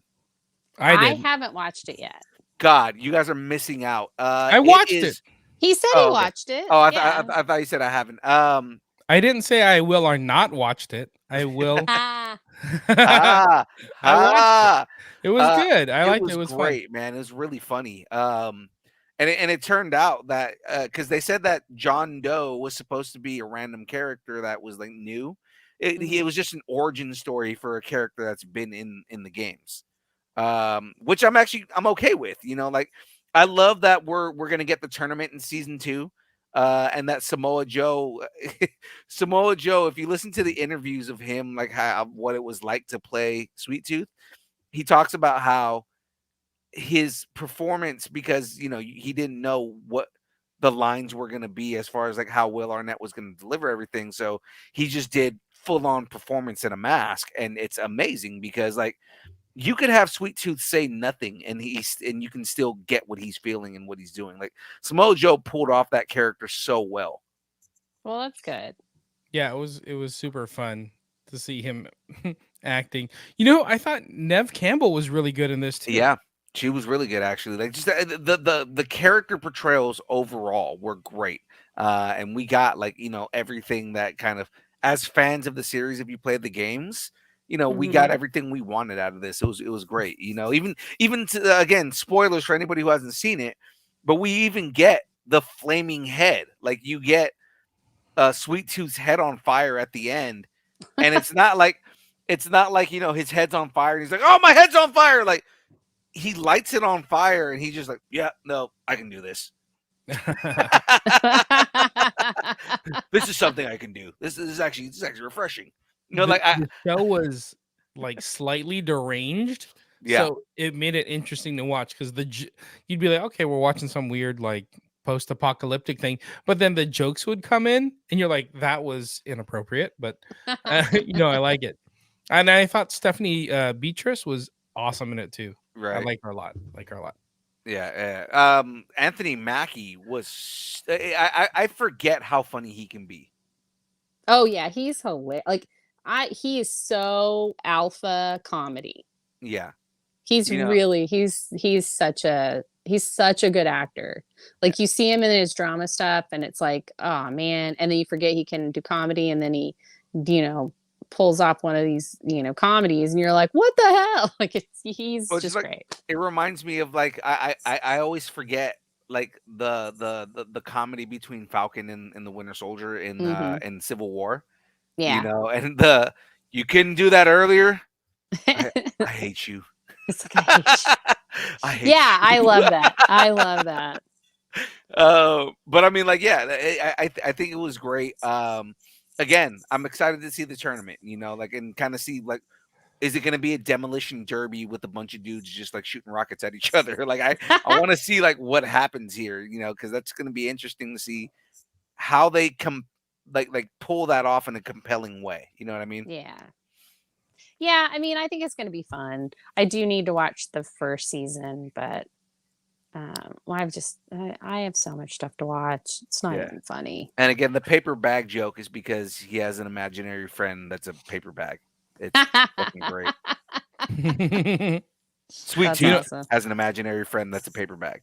That's hilarious. You know what else that you need doesn't to surprise watch? Me. You know what else you need to watch? Squid Game: The Challenge. Yes. Is officially coming back for season 2. Netflix announced the renewal of the popular reality series as the first season comes to an end. Has the finale been released yet? I think it's coming out. Yeah, finale already came out. They actually talked about it on Comic Book Nation. So Squid Game: The Challenge brings together hundreds, 456, of the competition participate in the child games from popular series as they fight to win a massive cash prize. Some of the games are the same from the series, but there are others that are new ones. Eek. Brandon Reig, Netflix VP of Nonfiction Series, said in a statement, there was no red light. This guy, there was no red light in our decision to green light season 2 of Squid Game: The Challenge. Womp Good, womp good womp. old fucking Brandon. The most ambitious unscripted show we've premiered at Netflix. We're so excited to continue the franchise of Squid Game with our team in Korea and producers at Studio Lambert and The Garden for this epic competition series. Whoa there, Brando. Let the professionals make the dad jokes. you guys being the professionals, I get it. I Okay. did give him credit for that. That was very good. There will be another casting call for Squid Game: The Challenge Season 2. Netflix is hosting a casting call right meow Right, meow. because Squid meow. Please put the link in the chat. he would just say that. Like, Yep. Put it in right meow. Right? Meow.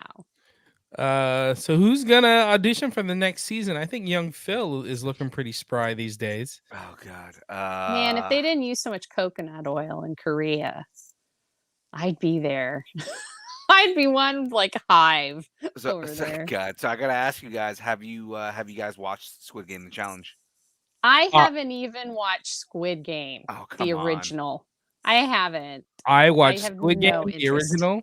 I watched the challenge, and I fucking love it. It's Yeah. so fun. Yeah, It's so fun. so I just started watching Squid Game: The Challenge last night, and Oh, I watched the first 3 episodes. Oh, right, wow. just right outright. And the only reason I stopped is because I had other things I had to do last night that like I couldn't watch anything. dude, But I mean, like, it's so good. dude, it's really good because you don't expect it to Uh-huh. be exactly like the show, but it's exactly like the show. But Aside from they're not killing anybody, they're getting shot with paintballs. But I mean, it's still, the like, character development yeah. is what makes it so key. So Really? key. Yeah. I know Okay. you're a lot further along with in the show than I am, right? But I really, really, really hate what was he 432? 432. I Yeah. hate that dude. The I jock. hate him. Yes, I jock. hate it. I hate him so much. They No do empathy such a good whatsoever. job. Oh my god, don't cry, dude. Oh my god, are you really crying? Oh Are my, you gonna really cry right now? I wanted to punch that dude in the face so bad because, like, dude, let the little Mormon boy cry, man. Come on. Even Let that little I don't Mormon even boy know. cry. I don't know where it goes, but even in the there's one where they're all in lines and there's a girl crying like 4 lines over, and he's like, "Really? You got to cry right now? Yeah, that's the same Why are episode. you crying right now?" Yeah, Oh, he's such a wow. dick, dude. Like I just want to, like I said, and then the other guy, because he called him like a what did he call him? He called him like a jock boy or something like that, or a frat boy. He called him a frat boy, Yes. right? And he got pissed. He goes, "Call me a frat boy again, dude." He goes, "I'm gonna tell you right now, I can't do nothing here, but as soon as we're done, I'm gonna do something about it." And he goes, "All right, right on, frat boy," and he like walks away. And he goes, "Okay," and just like walks away. Like, But the weirdest thing, they were like in a hallway, yeah, you know, and the guy finally stops and was like, "Hey man, come on, let's talk. And he's like, "If you call me a frat boy one more time, I'm coming after you." I'm like, "Whoa, hey, okay." Wow. So do you You're being think that filmed. that 432 has a micro penis? oh, absolutely. Yeah. So that's what I But thought. it's so good. The mother son combination in there too is amazing. So There's so without much giving me interesting- spoilers, do they make it pretty far?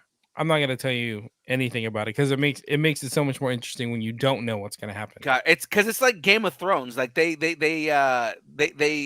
introduce people that you get attached to, and then they get eliminated in the same episode. I'm like, what the fuck? Mhm. That's good TV. Yeah. And speaking of,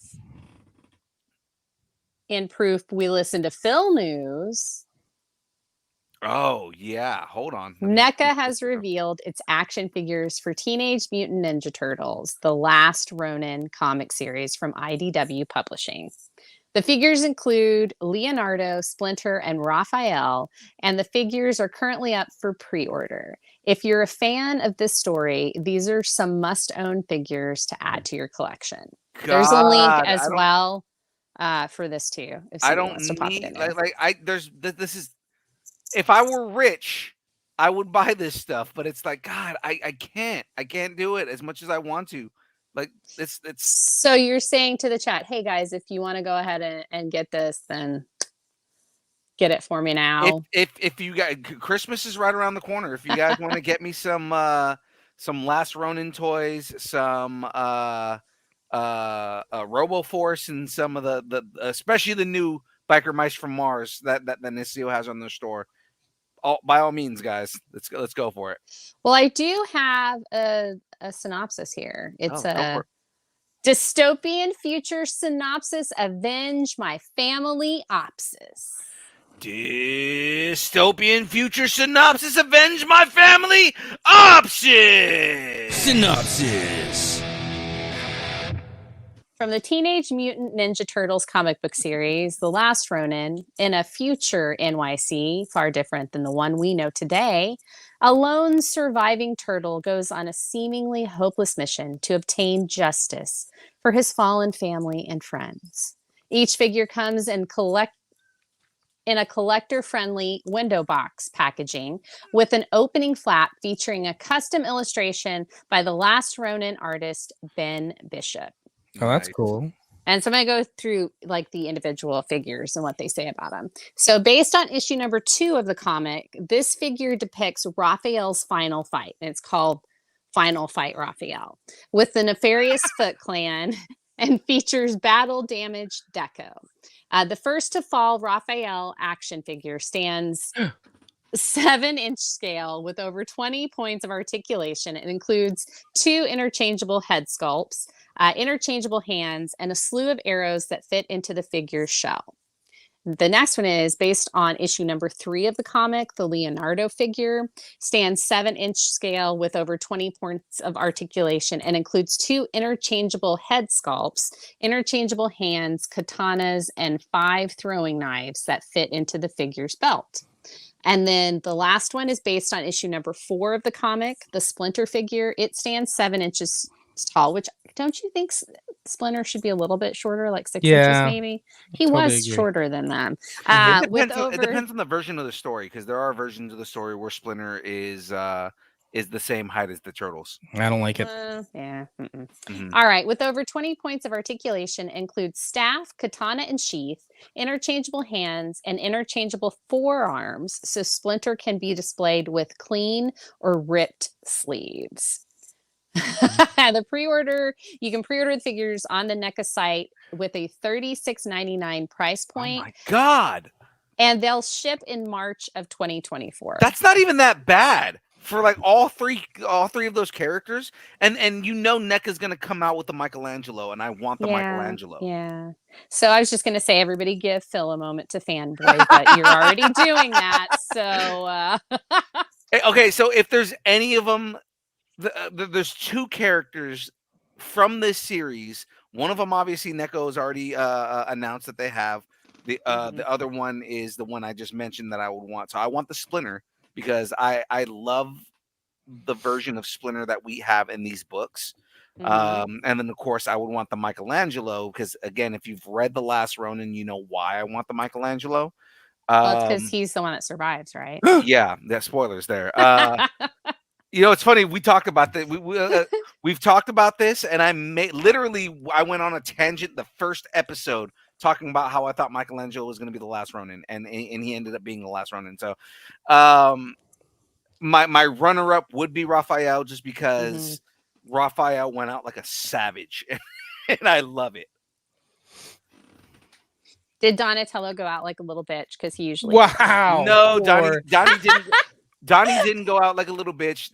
So they all went out pretty, like honorably, and this was a lot more violent than any of the other Ninja Turtle comics. Like, it's definitely not something that was meant for kids, because like The original wasn't meant for kids. I don't know why people keep doing this. Yeah. Well, I mean, like, it was a lot more violent than anything that they've done. Because you got to remember, the originals were also black and white, so they didn't seem all Yeah. that bad. This one is like straight up, like, people were being hacked into pieces, and they have again, like, you see the whole thing with Leo having the throwing knives. I mean, like, he literally throws knives at people, and Mike and Raph gets he basically the foot basically like gunned him down, so to speak. Yeah, I mean, I like it though. I like how they made it grittier, and it Yeah. is like the last Ronin. Like that is it's a good representation of what Splinter does for them and how he trains them, and they're not really associated with anything. So they could all be considered Ronins. They So are. I do like it. I think it's cool. But I'm not I'm not a big TMNT fan. Yeah, so. I mean, technically, because they're ninja, not samurai, but I mean, like, still, I mean, technically, they could be considered Ronin because they don't have a house. So Yeah. That's true. that's All that's right. that's getting into like the semantics of like Japanese Yeah. feudal history. But I mean, okay, Let's not talk Edo here, okay? exactly. Oh God, I love your question. We didn't even ask this, but will Phil act out the whole comic series with the figures? I'm gonna go back to my inner child, and I'm gonna act out my own stories with those characters. You're gonna focus inward. Yeah, and then I'm going to record them and put them on the Distance Nerding channel. Okay. That's awesome. In black and blue news, when it was announced that Marvel would be dumping all of the episodes at once on Disney Plus of Echo, fans believe that this was Marvel showing that they don't have confidence in the project. Interesting. There were some behind the scenes issues during the production of the series, but Marvel and the creative team managed to work their way through them. Members of the media had their opportunity to watch the first 3 episodes of the show. Isn't there 4 episodes? There's like a whole bunch, but they before the show came out, I think they dropped the first 3 for all the people doing reaction videos and reviews and stuff. Gotcha. Only we didn't get it. No. Some of them have been sharing their reactions on social media. People love what they've seen from the series so far and describe it as brutal, violent, dark, gritty, and grounded. Talking about language. I know, right? The reaction praise the series and its star, Alaqua Cox, and say that if you like the series Daredevil, you're going to like what they have to offer, which is encouraging. How does this positivity change your hype level for Echo? I think it's interesting. I'm glad to see that it is getting positive reviews and positive like the first reviews, because I think that she's a good character.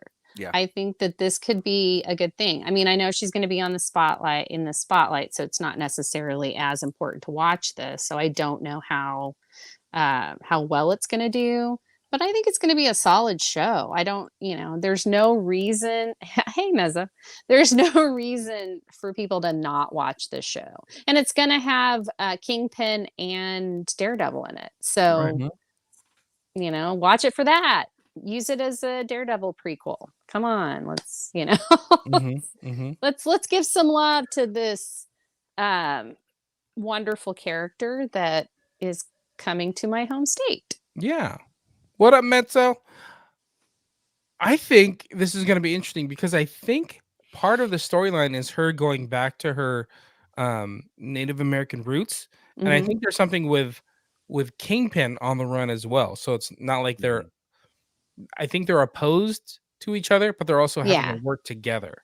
And I think we're going to get Vincent D'Onofrio's Kingpin, and we're going to see him in a new light. Like maybe he's not as evil as we think he is. You know what I mean? Yeah. So I'm interested. I'm definitely going to watch this. Yeah. And we know that Vincent D'Onofrio can act the heck out of it. So I'm not worried about that. I honestly think that because it is its own story, it's going to be a self-contained story. I think they're going to I think there's going to be like back and forth. I think there's going to be Mhm. some flashback, right? I think it's going to be the relationship between Echo and Kingpin, and kind of like how he got the hold that he had on her and everything like that. Because remember, I know we didn't technically see it, but technically, as far as we know, at the end of Hawkeye, she shot him. Yeah, Like she, that happens in the comics though too. yeah. But I mean, like, you know, that with all that, I love the idea of this being Daredevil on Disney Plus. You know what I mean? And Yeah. with that being said, I honestly feel like after they wrapped Echo, like after everything got like what was ready and they started you know, kind of like finishing up on the editing on this, hmm I think that this is where they decided we need to reassess Daredevil because Echo can't be better than Daredevil. Yeah, that may have been part of it. I Yeah, do think that, you know, these shows coming from Netflix and then having characters, you know, like Charlie Cox was in the Netflix one, and so was Vincent D'Onofrio, and they may have also said, "Oh gosh, you guys are running it a little different over here," yeah, and that, you know, and you know, that might have also started a conversation of, hey, maybe we do need showrunners, and maybe we do need to treat this like a television show and not like one right, big movie.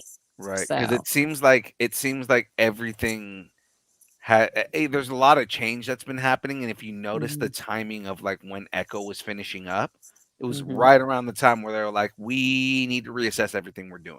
Yeah. And then we're looking at the reviews that everybody is giving for Echo, and I think a lot of it was like, you know, all the studio heads saw Echo and were like, we need to look at how we're doing this because this is really good. Yeah, having a fight scene in every, you know, episode can be a good thing. Yeah. So So, I'm excited for this. I'm excited to see thanks. what it brings. I'm excited to see if this is where Marvel changes everything that they're doing, and if they You start going in know, a direction like this, because we need more of Mar this. MCU needs to learn some lessons from Marvel Comics Yeah, about evolution and evolving your characters, and not, you know, just trying to introduce every character you can, but like actually make it as organic as possible. right. And I know they've tried to do it, but some of them. Yeah. So, but you know what I'd like to do? I'd like to talk about DC for a minute. Okay. Mhm. Let's talk about a little bit of DC here. And is it still considered nepotism if it's your brother news? I think that's still nepotism. James Gunn has cast his brother Sean Gunn as Maxwell Lord. As we said earlier, Maxwell Lord is a character that I adore, so I'm pretty happy about this. And I've also met Sean Gunn, and he's a really nice guy. So, in the Nice. new DC cinematic universe that's being built, the last live action version of this character was played by Pedro Pascal in Wonder Woman 1984. I don't know about that. I feel like that was like a other Elseworlds thing. Anyway, Lord will first be referenced in Superman Legacy, which is the film that kicks off the new DCU or DC Studios. The character is then set to appear in other DC projects that are being made. We just don't know which ones yet. Maxwell Lord, the character, debuted in 1987's Justice League #1, created by Keith Giffen and J.M. DeMatteis. Oh, hey, I was kind Hey, of look right at there. you go. I And know, right? Kevin Maguire. And so the character is known for his complex and often morally ambiguous role in the DC universe. Initially portrayed as like a charismatic and wealthy businessman, Lord later reveals a darker side as he becomes a manipulative and cunning adversary. One of Lord's notable storylines, it involves, well, I mean, it revolves around control over a superhero community through the creation of OMAX. I mean, he did a Mhm. lot more than just the OMAX. Come on, guys. Yeah. Observational metahuman activity constructs. That's what what OMAC means. And that was a reboot because OMAC actually was something totally different way It back, was but they rebooted him. the metahuman hunting robots, right? Yeah, it was Yeah. like there were Manhunters, and that was like the precursors to Green Lantern, but OMAC was in there somewhere, and it was like a whole different thing. But anyway, Right. OMACs were this version of OMAC was originally a Batman thing, and Maxwell Lord took it over. And, you know. Right. So he's associated with the Justice League and has been both an ally and an enemy to its members. He has telepathic abilities. Basically, it's just he can control other people's minds. It's not like he can read everything you say, but he can actually kind of Suggest. I was gonna say, suggest. it's almost like the power of suggestion, because like if Yeah, he it's if like he the if he Umbrella wills Academy. something, yeah, rumor girl. Yeah, like Right. her. Mhm. yeah. I If heard a he- if he- rumor, and then yeah. right. If he wills something towards somebody, then they're compelled to do it. And I really think that makes him a bigger adversary because he can do that to anyone. Yeah. Even Superman. He can do it to Superman. So like if he could do that, he could kill anyone. Like, I mean, that's it. He could destroy the world if he wanted to. So he's really formidable. I would put him on the level of like Darkseid, to be honest with you. So so where will the audience, come into Maxwell Lord's story? Knowing James Gunn, I know we're in for a long and bumpy ride with him. And Superman Legacy is going to tell the story of Superman's journey to reconcile his Kryptonian heritage with his human upbringing as Clark Kent of Smallville, Kansas. He's the embodiment of truth, justice, and the American way, guided by human kindness in a world that sees kindness as old-fashioned.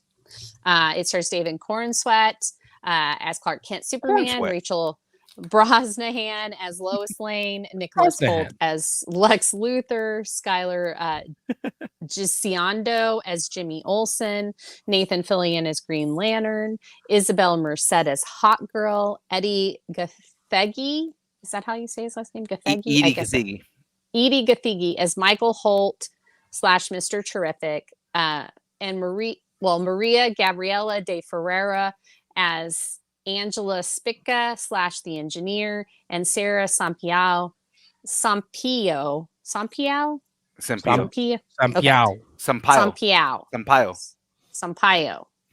as Eve Teschmacher. You know, they picked the right one because Teschmacher is almost as hard to say as Sarah's last name. Superman, right. Superman Legacy is scheduled for theatrical release on July 11th of 2025. So with Sean Gunn cast as Maxwell Lord, will the reference, in quotes, be a full cameo or maybe audio? Will it be full frontal? Or I'm just a little sad that we're not getting his version of Calendar Man again. He was such a dick, and I loved it. With that, and then my other thinking on here is I've been thinking this since the casting got announced about Sarah Sampaio playing Eve Teschmacher. I'm surprised they're doing Eve Teschmacher and not Mercy. It's probably going to be a mix. Eve Teschmacher, to me, I mean, Mercy's cool, but she's kind of a one-note character. You know what I mean? Like, and Eve Teschmacher, she's done so much. She's been in so many projects, and she's like been a good guy and a bad guy in different things, you know. So I think that there's more to do with Eve Teschmacher, and I think they can bring Mercy in. It just depends on how much of Lex we're gonna see. Yeah, because I don't think, and also which Lex they're doing. If they're doing more the power armor Lex, then he doesn't need Mercy as much because he's got his power armor. But if they're doing President Lex or almost President Lex, then we may see Mercy. They just may not have mentioned who it is yet.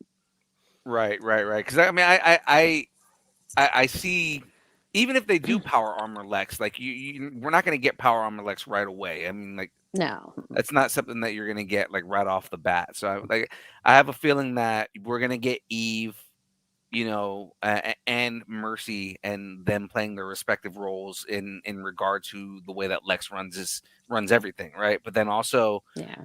what I love about this and looking at like the casting that we know so far is how diverse and how nerdy, Yeah. like how nerdy Gunn is, because like there's a lot of diversity in the characters themselves, like characters that you never would have thought you'd see. But again, how nerdy he is. Some of these characters are some pools. He's doing the Yeah. engineer, Yep. right? I Mhm. love that he's doing Mr. Terrific, because Mr. Terrific's Yeah. been getting a lot of love in the comics lately. So it's Mhm. great that he's doing Mr. Terrific. And then Nathan Fillion, not only as the Green Lantern, but now this is his second Green Lantern that he's playing, because he's Hal Jordan in all the animated stuff, but he's playing Guy Gardner in this. Yeah. I mean, I think it's cool. I think it's going to be fun. I do all the stuff that James Gunn has talked about Mhm. are things that like I've read just about every single comic book that he's referenced to the characters he's introducing. And I've been reading comic books for a long time. Mhm. And for me to be like, he's talking about the redo of Justice League and Maxwell Lord from that. Oh my God. Like, Yeah. I mean, so yeah, he's like, old school fans are going to love him.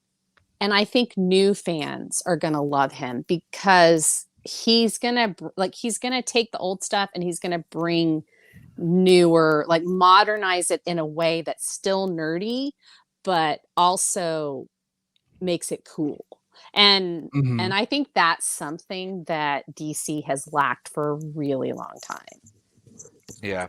Yeah. It's also going to be interesting to see how Sean is going to play Maxwell. Yeah. Well, and I'd like to see him do something that's a slow burn, that you see his character, like he starts as kind of the good guy and he's got this hope, or you think that's what it is. And then later you find out, oh no, he's totally evil and he's going to control Superman unless Wonder Woman snaps his neck. I mean, Yeah. seriously. We Yeah, don't I get wonder- her I snapping wonder- someone's neck. I'm gonna be mad.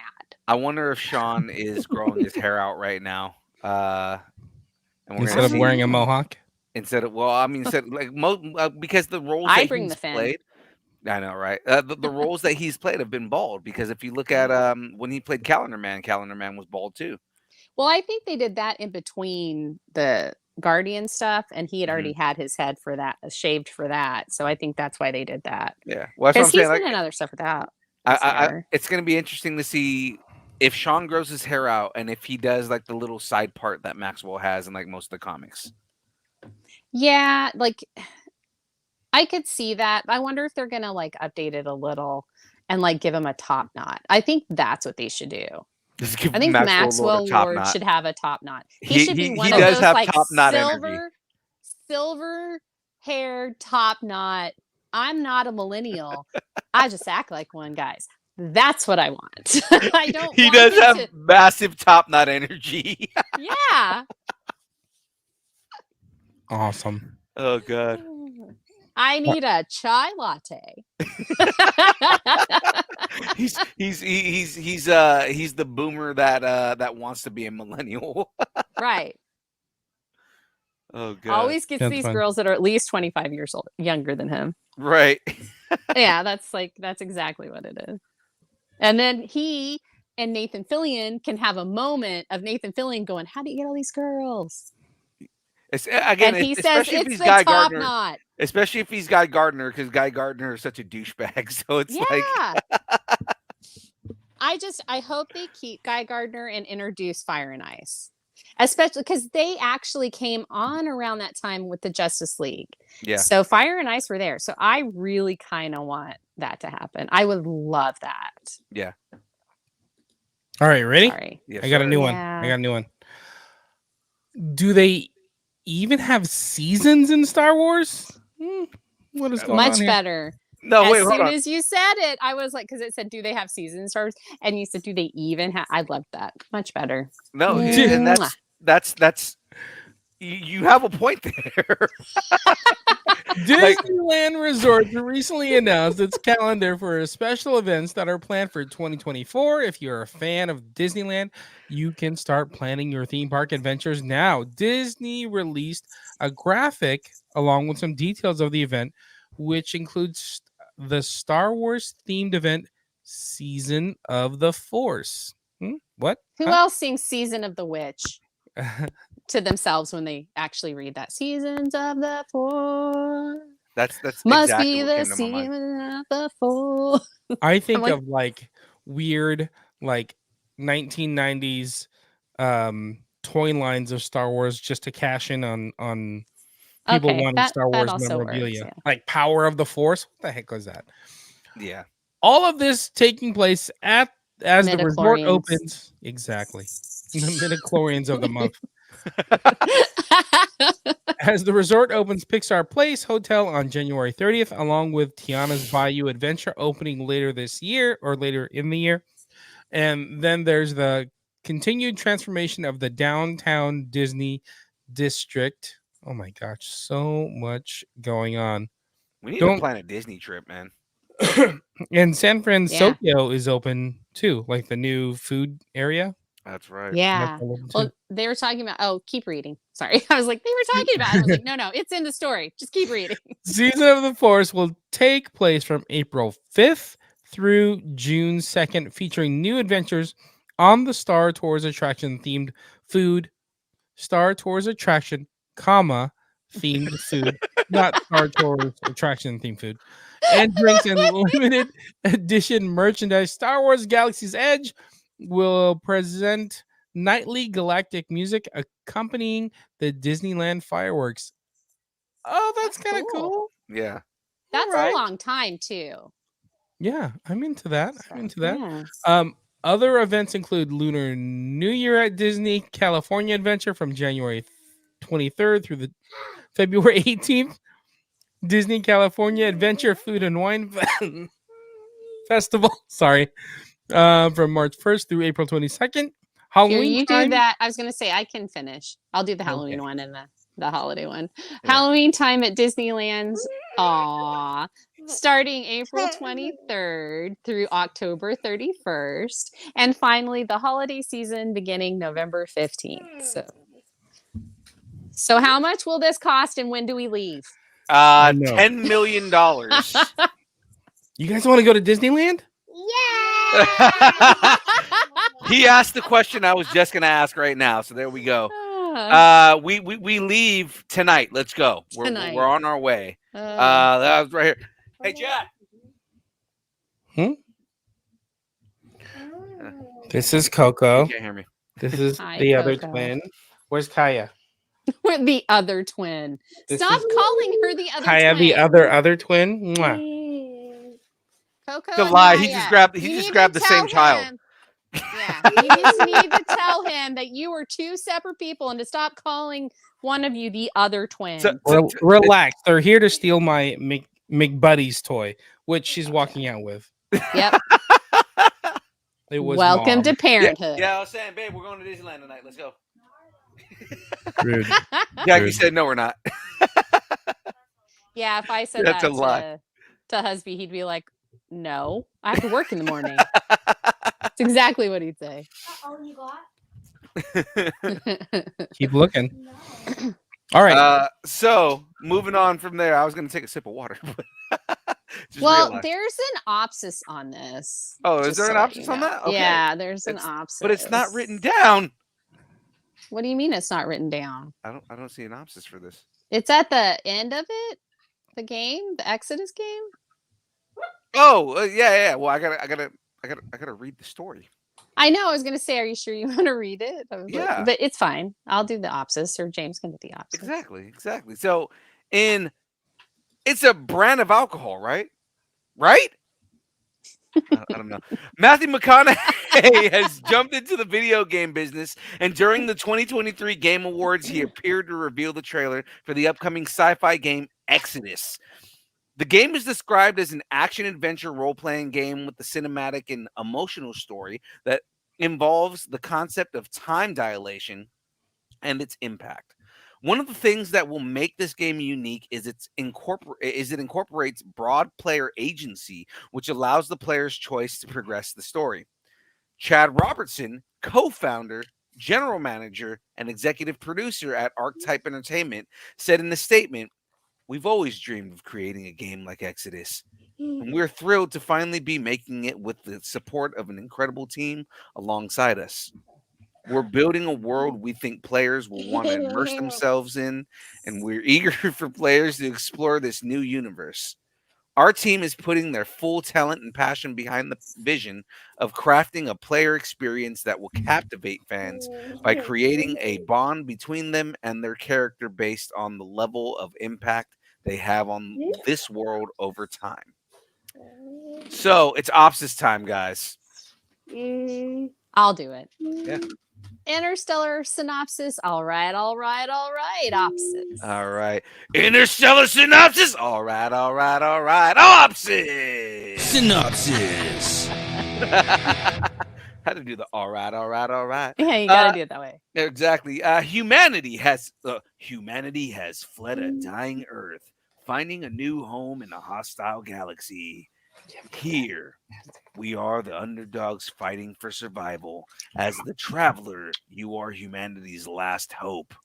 Your job is to steal alien weapons and technology from the most powerful beings in the universe, the Celestials, humanity's greatest enemy.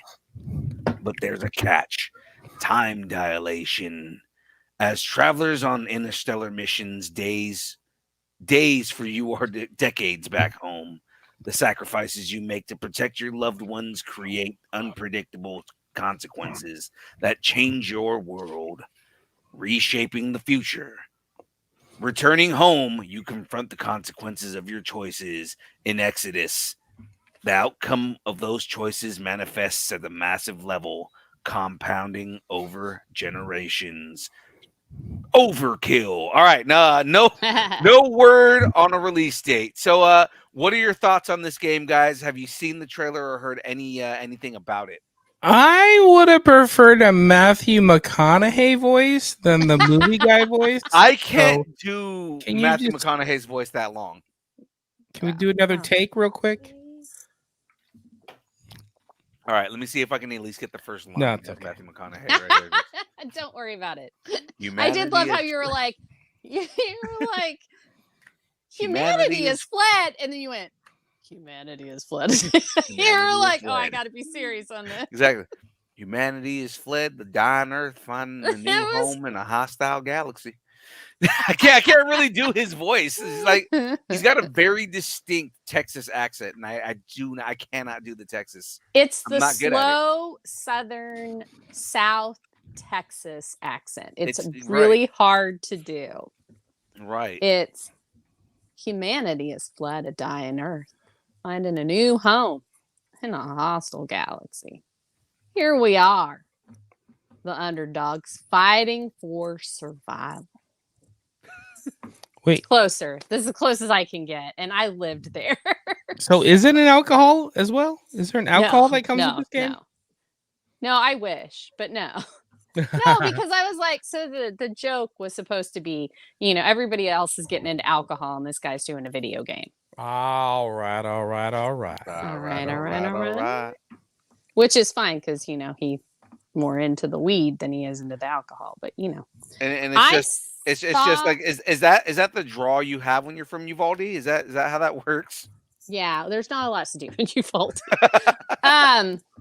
So I actually have seen both the trailers for this that are out. It looks really good.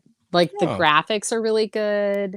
Like the story, there's an extended story trailer that is beautiful. It's beautiful. So I highly suggest that everybody go at least look at it and make the decision for yourself. But it really looks cool. It gives me kind of Mass Effect vibes a little, as far as like who you're fighting. Because like what's on the screen, that's like one of the things you have to fight. Okay. And they can change their arms and stuff. It's really, really weird.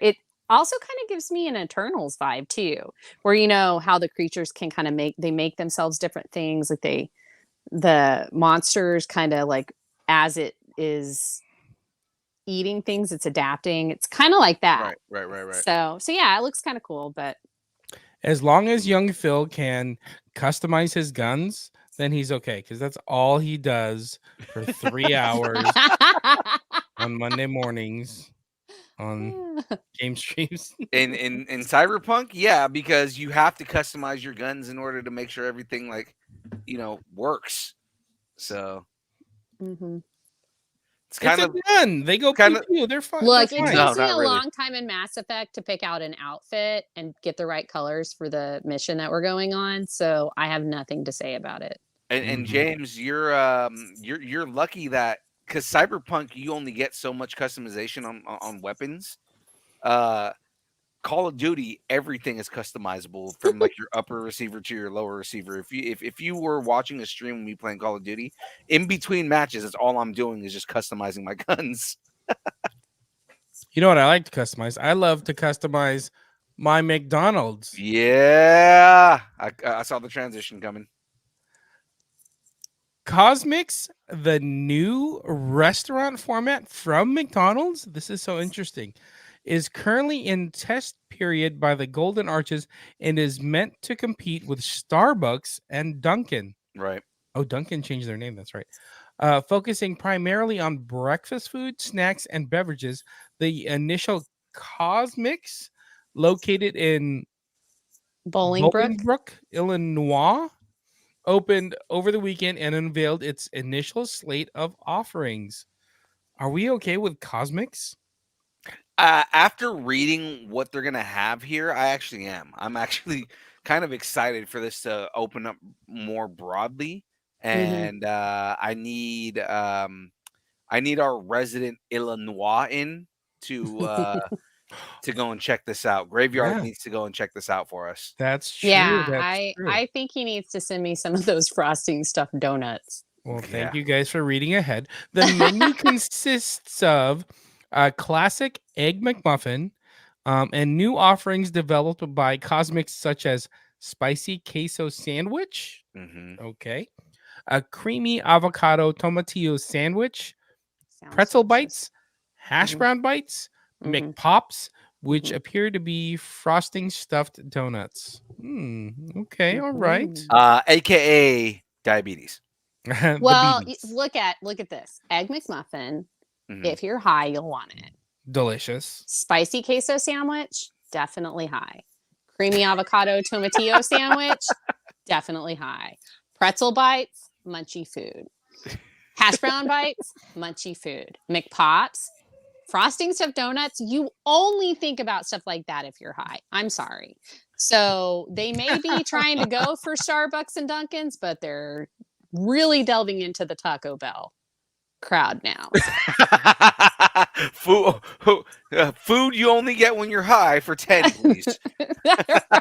Hey, it worked for Jack in the Box. Jack in the Box leaned into like, hey, Oh, Oh, yeah, they yeah. did. if you're high, come to us. What Those what is it? The tacos? no, but not just the tacos. The midnight munchies. Yes. Yes. Yes.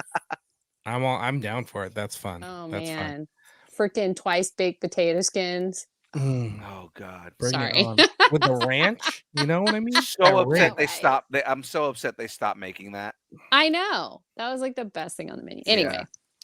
During an investors call earlier this month, McDonald's president Chris Kempczynski said this is a $100 billion category that's growing faster than the rest of casual dining and with superior margins, and it's a space that we believe we can have the right to win.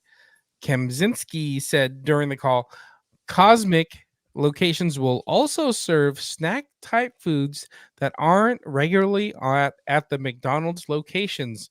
Okay. Oh, I think that was before they did the menu. So I assume Yeah. that's what he was talking about, like the stuff that's on the menu. So He said, let me emphasize we're talking about 10 stores. The big story isn't about Cosmics per se. The big story is what it says about McDonald's and our potential to think a little over a year ago this was an idea, and this week we're opening the first test site. That's actually kind of cool that they went from like 1 year and they're already launching a Yeah. location. Good for them. I mean, that's awesome. Cosmix was first revealed to be to the public during the June investors call, one where Kemzinski highlighted the smaller restaurant size compared to regular McDonald's restaurants. Cosmix is a small format concept with all the DNA of McDonald's, but with its own unique personality. It was that same call Kemzinski attributed higher than expected sales numbers to the success of the viral Grimace Shake campaign. Can anything top the Grimace? Are we all going to go sleep on Graveyard's couch in Illinois? I believe we are. So one thing that I noticed about this, like right off the bat, their for their logo, right? Not only just the single arch, but I mean, it's got a very 1950s look to it, like a very 1950s. This is what we think the future is going to be. Look to it. But then the other mid-century modern type, right? But then at the same time, the only vibe I get on this is this is an alternate universe to Idiocracy. But instead of everything being sponsored by Carl's Jr., everything is sponsored by McDonald's. Yeah. Well, that's the only one that can compete with Disney right now. Yeah. I think the color choice is kind of interesting. That kind of Blue and deep yellow. bluish purple. Yeah. Mhm. Because you Well, don't really see blue associated with like fast food. No, it's really been a red Red and Red. yellow. and yellow. But McDonald's originally just had one arch, so that one arch is more classic. Is going back to the classic McDonald's thing. So, so maybe they are really banking on the nostalgia of the McDonald's, and then having the snack items. I say with parentheses, snack items or quotes. That they can cash in on some of the Starbucks stuff, like hangovers and stuff like that. So this feels like like when you go into Target and they have a Starbucks. yeah, I feel like it's gonna be this, or you go to Walmart and they have a whatever that Wetzel's Pretzels is. oh like, yeah, this is gonna be that, but Right. McDonald's is gonna be like, we're gonna take over that. Thanks, Wetzel. Well, I mean, I could see it. I don't, there's not.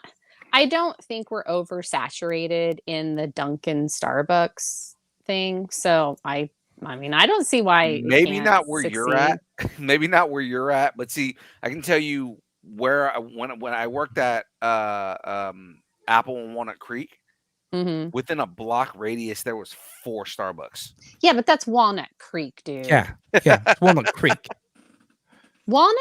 Seriously, there's a lot of money there, so don't even start with me. Just within 1 block, four Starbucks. That's more demand for Cosmix then. Why do you need Mhm. 4 of those? One of those could be Cosmix. Because and do McDonald's and very well. Starbucks, McDonald's and Starbucks, both run on the same model, that they're not opening stores.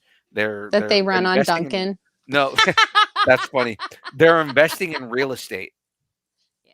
Right? McDonald's, their model on everything is we invest in real estate, right? So Mhm. the reason you see like a McDonald's and then like in some cities you'll see another McDonald's like within like half a mile of another McDonald's is because they are just paying for real estate. That's why there's so many Starbucks out there.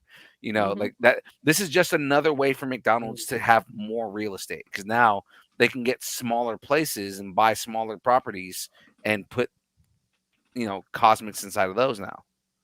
I mean, yeah, Interesting. it's a moneymaker. They said superior price points and stuff. So I mean, they want to make more money.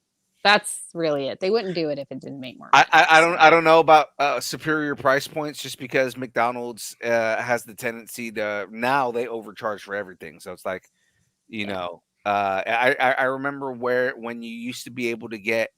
Well, I was going to talk about, like, you can get a whole meal for $5, but like even going back even further, if you guys remember in the 90s, you had what was it, 29-cent Wednesdays and Oh 39-cent yeah, Sundays, yeah. right? Well, yeah, and like you could get a burger for 29 cents and a cheeseburger for 39 cents or something like that. It was Right. like It there was was like a Burger Wednesdays and Cheeseburger Sundays. yeah, that's what it was. Yeah. Hmm. So yeah, I mean, it whatever. Now I it's think like it's $17 interesting. for a regular ass breakfast meal. Yeah, it's true. Everything is very expensive right It's now. expensive now.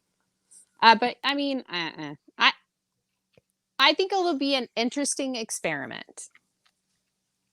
Yeah. I agree. Just like a filet of fish. Just Mhm. yeah.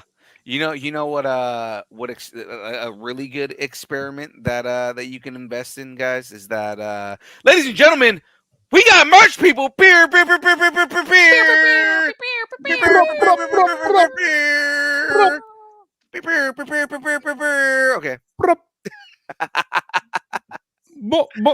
I should really put that on the on the soundboard. Yeah, you really should. Oh God. We got merch, people. We got a hat. We got hat for $35 or $30 if you can get another hat. I have two. Do you really? To be fair, there are two. There are two You're gray you're hats lying. left. We had You're 3. lying. We sold 1. We have 2 left. Okay, so we got hats. Buy both, $30 each, or come get a shirt. All you got to do is DM us at Distance Nerding on Instagram and let us know what size you're looking for, which shirt you're looking for. Whether you want the logo black or you want the character one. We have a number of different sizes. They're $20 or $25 if we got to ship it to you. So just let us know. And it'll be awesome. If you want more shirt options, we got the Nerdarilla over at lucharillas.com. If we Working can on get it. the Working on it. graphic. There it goes. Working on a graphic. There we go. Graphics department. Yeah, go check out the Nerdarilla on Lucharillas. You can get on a shirt, on a bump box, on a sticker, on a memory card, on your mama's butt. I don't know. You can get all kinds of Wow. places. Well, I mean, That's you got to really remember, we specific. also have, yeah, I know, right? We also have the Distance Nerding cannon. We've got the Distance Nerding tank. We've got the Distance Nerding motorcycle. I mean, you have to make sure you get those things too. I love Yeah. it. Come get it. Come get your merch. Yeah. Just in time for the holidays. Exactly. Tell all your Have family a about us. distance nerding holiday. It's the best, The best time of the year. Which we are going to have a Distance Nerding holiday next week. All right. Yay. So let's talk schedules, guys. Mondays, game streams from 8 to 12. Typically, I'm playing different games, but right now we've been doing 2 hours of Cyberpunk 2077, 2 hours of Assassin's Creed Mirage. They've been fun either way. We've been advancing the story on both sides, doing a whole bunch of parkour in ancient Baghdad and crazy shit in Night City, and the stories are fun. Like we've been getting through the stories and everything like that. So it's been pretty great. On Tuesdays, the show you're watching right now, watch us here, the download from typically 6 to 8. If we can get through 6 to 8, we went an hour over. We're okay. 6:30 to 8:30. Yeah. Oh, sorry. 6:30 to 8:30. 6:30 to 8:30. You'll see the notifications because we're on Instagram Live now. So there we go. And then, of course, guys, Thursdays, the build from 6 to 8. This week, our guest is Marcus Vaughn from Troja Entertainment. So we're going to be talking with him. He's a comic book creator. He's also a vet. So it's going to be a fun conversation. He helps with that. animals. No, I'm just kidding. I know what you mean by Only that. puppies, no cats. Only puppies. Only pup. No, he helps devil dogs. Yeah, he helps devil dogs. Okay. There you go. Yeah. AKA Marines. So catch that, guys. Now, again, this next week, on this Tuesday, a week from today, we're doing a Christmas special, aren't we, Frey? Yeah, we're doing a remote holiday office party type thing. All of our news stories will be holiday related. We may have some cookies and munchies to eat, and it should be fun. We'll tell story. I figure we'll tell stories about like when we were kids and what our favorite, like gifts were for the holidays, traditions, things like that. Do we have to wear ugly sweaters? I was thinking we could Yes. wear ugly sweaters, or you could wear like the hats. I have the Christmas hats and stuff. Frey, So Frey.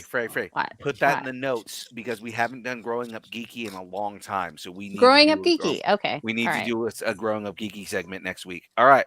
Okay, So cool. that catch us on that, guys. Again, this Thursday. Again, we're doing doing an episode with Marcus Vaughn.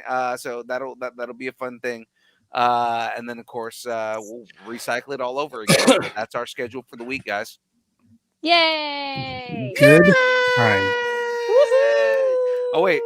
I'm over here doing the sound like I don't have it. Frey, do you have any pluggables where we can find you, or if the authorities need to get a hold of you? How is there? Oh, the authorities know where I am. Oh, Yeah. Yeah, she's It's like known that. around the they parts. can track your IP. You said growing geeky. Geeky. Yep. Okay, cool. I just put it in the on deck, and we can figure out where it's gonna go next. So the plugs. All right, so I'm gonna plug some stuff. Here we go. You ready? I'm Frey Girl. Frey. I'm here Tuesday nights, and I do Thursday nights, which is ladies, and occasionally a queens night on Kyber Cave. I do Saturday morning nerd out on Kyber Cave. Starting next year, right around my birthday, I'm going to be doing another show on Distance Nerding called Origin Stories, where we tell the lesser known fun stories about characters or people that you love. And it should be a good time. It'll be a much shorter concept, maybe 5-10 minutes, that kind of stuff. And I'm excited about it. On my own channel, I do a couple of shows, one called Classified. We've taken a break on that one. And also we do a supplemental series called Journals of the Classes. They both have to do with Dungeons and Dragons. Classified, we take your favorite fandoms and classify them into Dungeons and Dragons classes. We've done several so far. We've got a Loki one out there, which is pretty funny. Loki season 1, Doctor Who one. We did The Thing, John Carpenter's The Thing, for Halloween. And yeah, so we just had a lot of fun. And the Journals of the Classes is actually telling you what all the classes are, including their subclasses, in case you don't know, or if you want to just brush up on some of the stuff. You can also watch that as well. And that's me. That's me. All right. I knew you. Have something you want to discuss? Tell us what you're nerding out on, and make sure to let us know in the Facebook group, The Distance Nerdington Post. Now, guys, let's just make it easy for everybody, because all you got to do is head over to distancenerding.com. Just see right there. You take your mouse button, go all the way up to the buy us a taco button. And guys, you can buy us a taco. Buy us a taco. Buying us a taco is the best way to support the show. And it makes it so that we can do more shows, we can do more fun stuff, and we can give away more prizes. Now, guys, right now, prize giveaways. I'm overdue. I was waiting to confirm that we had over 2,000 followers, but we have about 2,020 right now. Guys, I got to give something away. I've got to give something away. Next week, I'm giving a prize away on the show. So I've got on our stuff very here. special holiday show. Exactly, right? I have stuff here, guys. I've got Lego kits. I'm going to give away a Lego kit. Now, the other Lego kit that I'm giving away is a Batman Bat Cycle. Now, it's the not the little Bat Cycle, but the $50 Bat Cycle from the Batman. I'm going to be giving really that away. cool looking. I've seen it. It's actually pretty badass. I'm going to be giving that away, guys. If you want to get in on that, the threshold to give that away, we need 10 subscribers on Twitch. So once we hit 10 subscribers on Twitch, then we're gonna be giving that away, guys. And that's really it. That's that right there. And the more subscribers we have on Twitch, once we start getting more subscribers on Twitch, then we're going to be giving away bigger and better prizes. So I mean, that's basically the whole thing with that is every time we hit a milestone on Twitch, we're giving away more prizes, guys. So as of right now, we're about halfway to our goal. Subscribe to us on Twitch.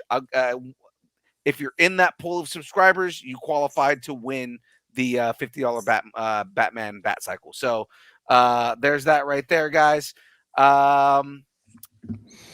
As far as that goes, yeah, I mean that's it for that, guys. Connect with us on Instagram, Facebook, Twitter, Twitch, TikTok, Threads, YouTube, Discord, MySpace, Vine, GeoCities, Friendster, Second Life, AIM, Farmers Only, Christian Mingle, OnlyFans. It's only pictures of Aaron Watson's feet and mandals and the beard. Just not my beard, but Graveyard's luscious, beautiful beard. All at Distance Nerding. And of course, guys, if you want to shoot us an email, you can email us. Or let me go back to where I was. If you'd like us to break up with your boyfriend, girlfriend, significant other, pet, schoolyard bully, annoying neighbor, or just tell us how much you enjoy us, hate us, or wish the internet would completely consume us and spit us out, send us an email at dist. I'm so glad I muted before I coughed. Ooh, that one was not good. Time to change the underwear. I'm trying not to laugh on Mike. Okay, ensnerding at AOL.com, and we will read it on the show. James, you feeling real poopy right now? Hold on, let me unmute myself. There you go. Thanks, and keep nerding together. What's so funny? All right, ladies and gentlemen, that we is missed it. you, James. Oh God, I miss him every time he's not around. All right, ladies and gentlemen, it is now time for the dance party. Let's get our dance on. Let me take that off the screen. There we go.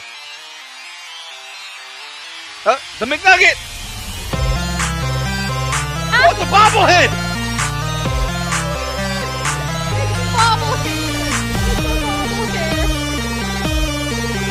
Damn it! Distance Nerding.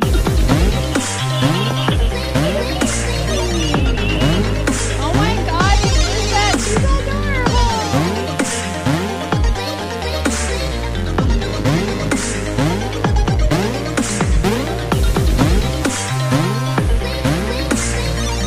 All the hair comes off. It's just like the old ones.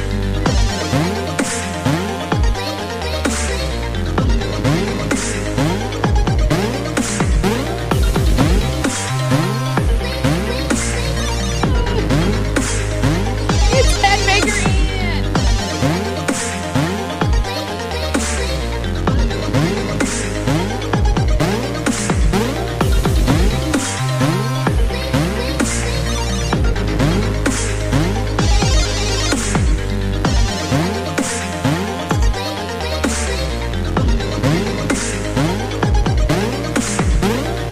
Yar, you ain't being for a good one. Hey, The Nuggets. Nuggets.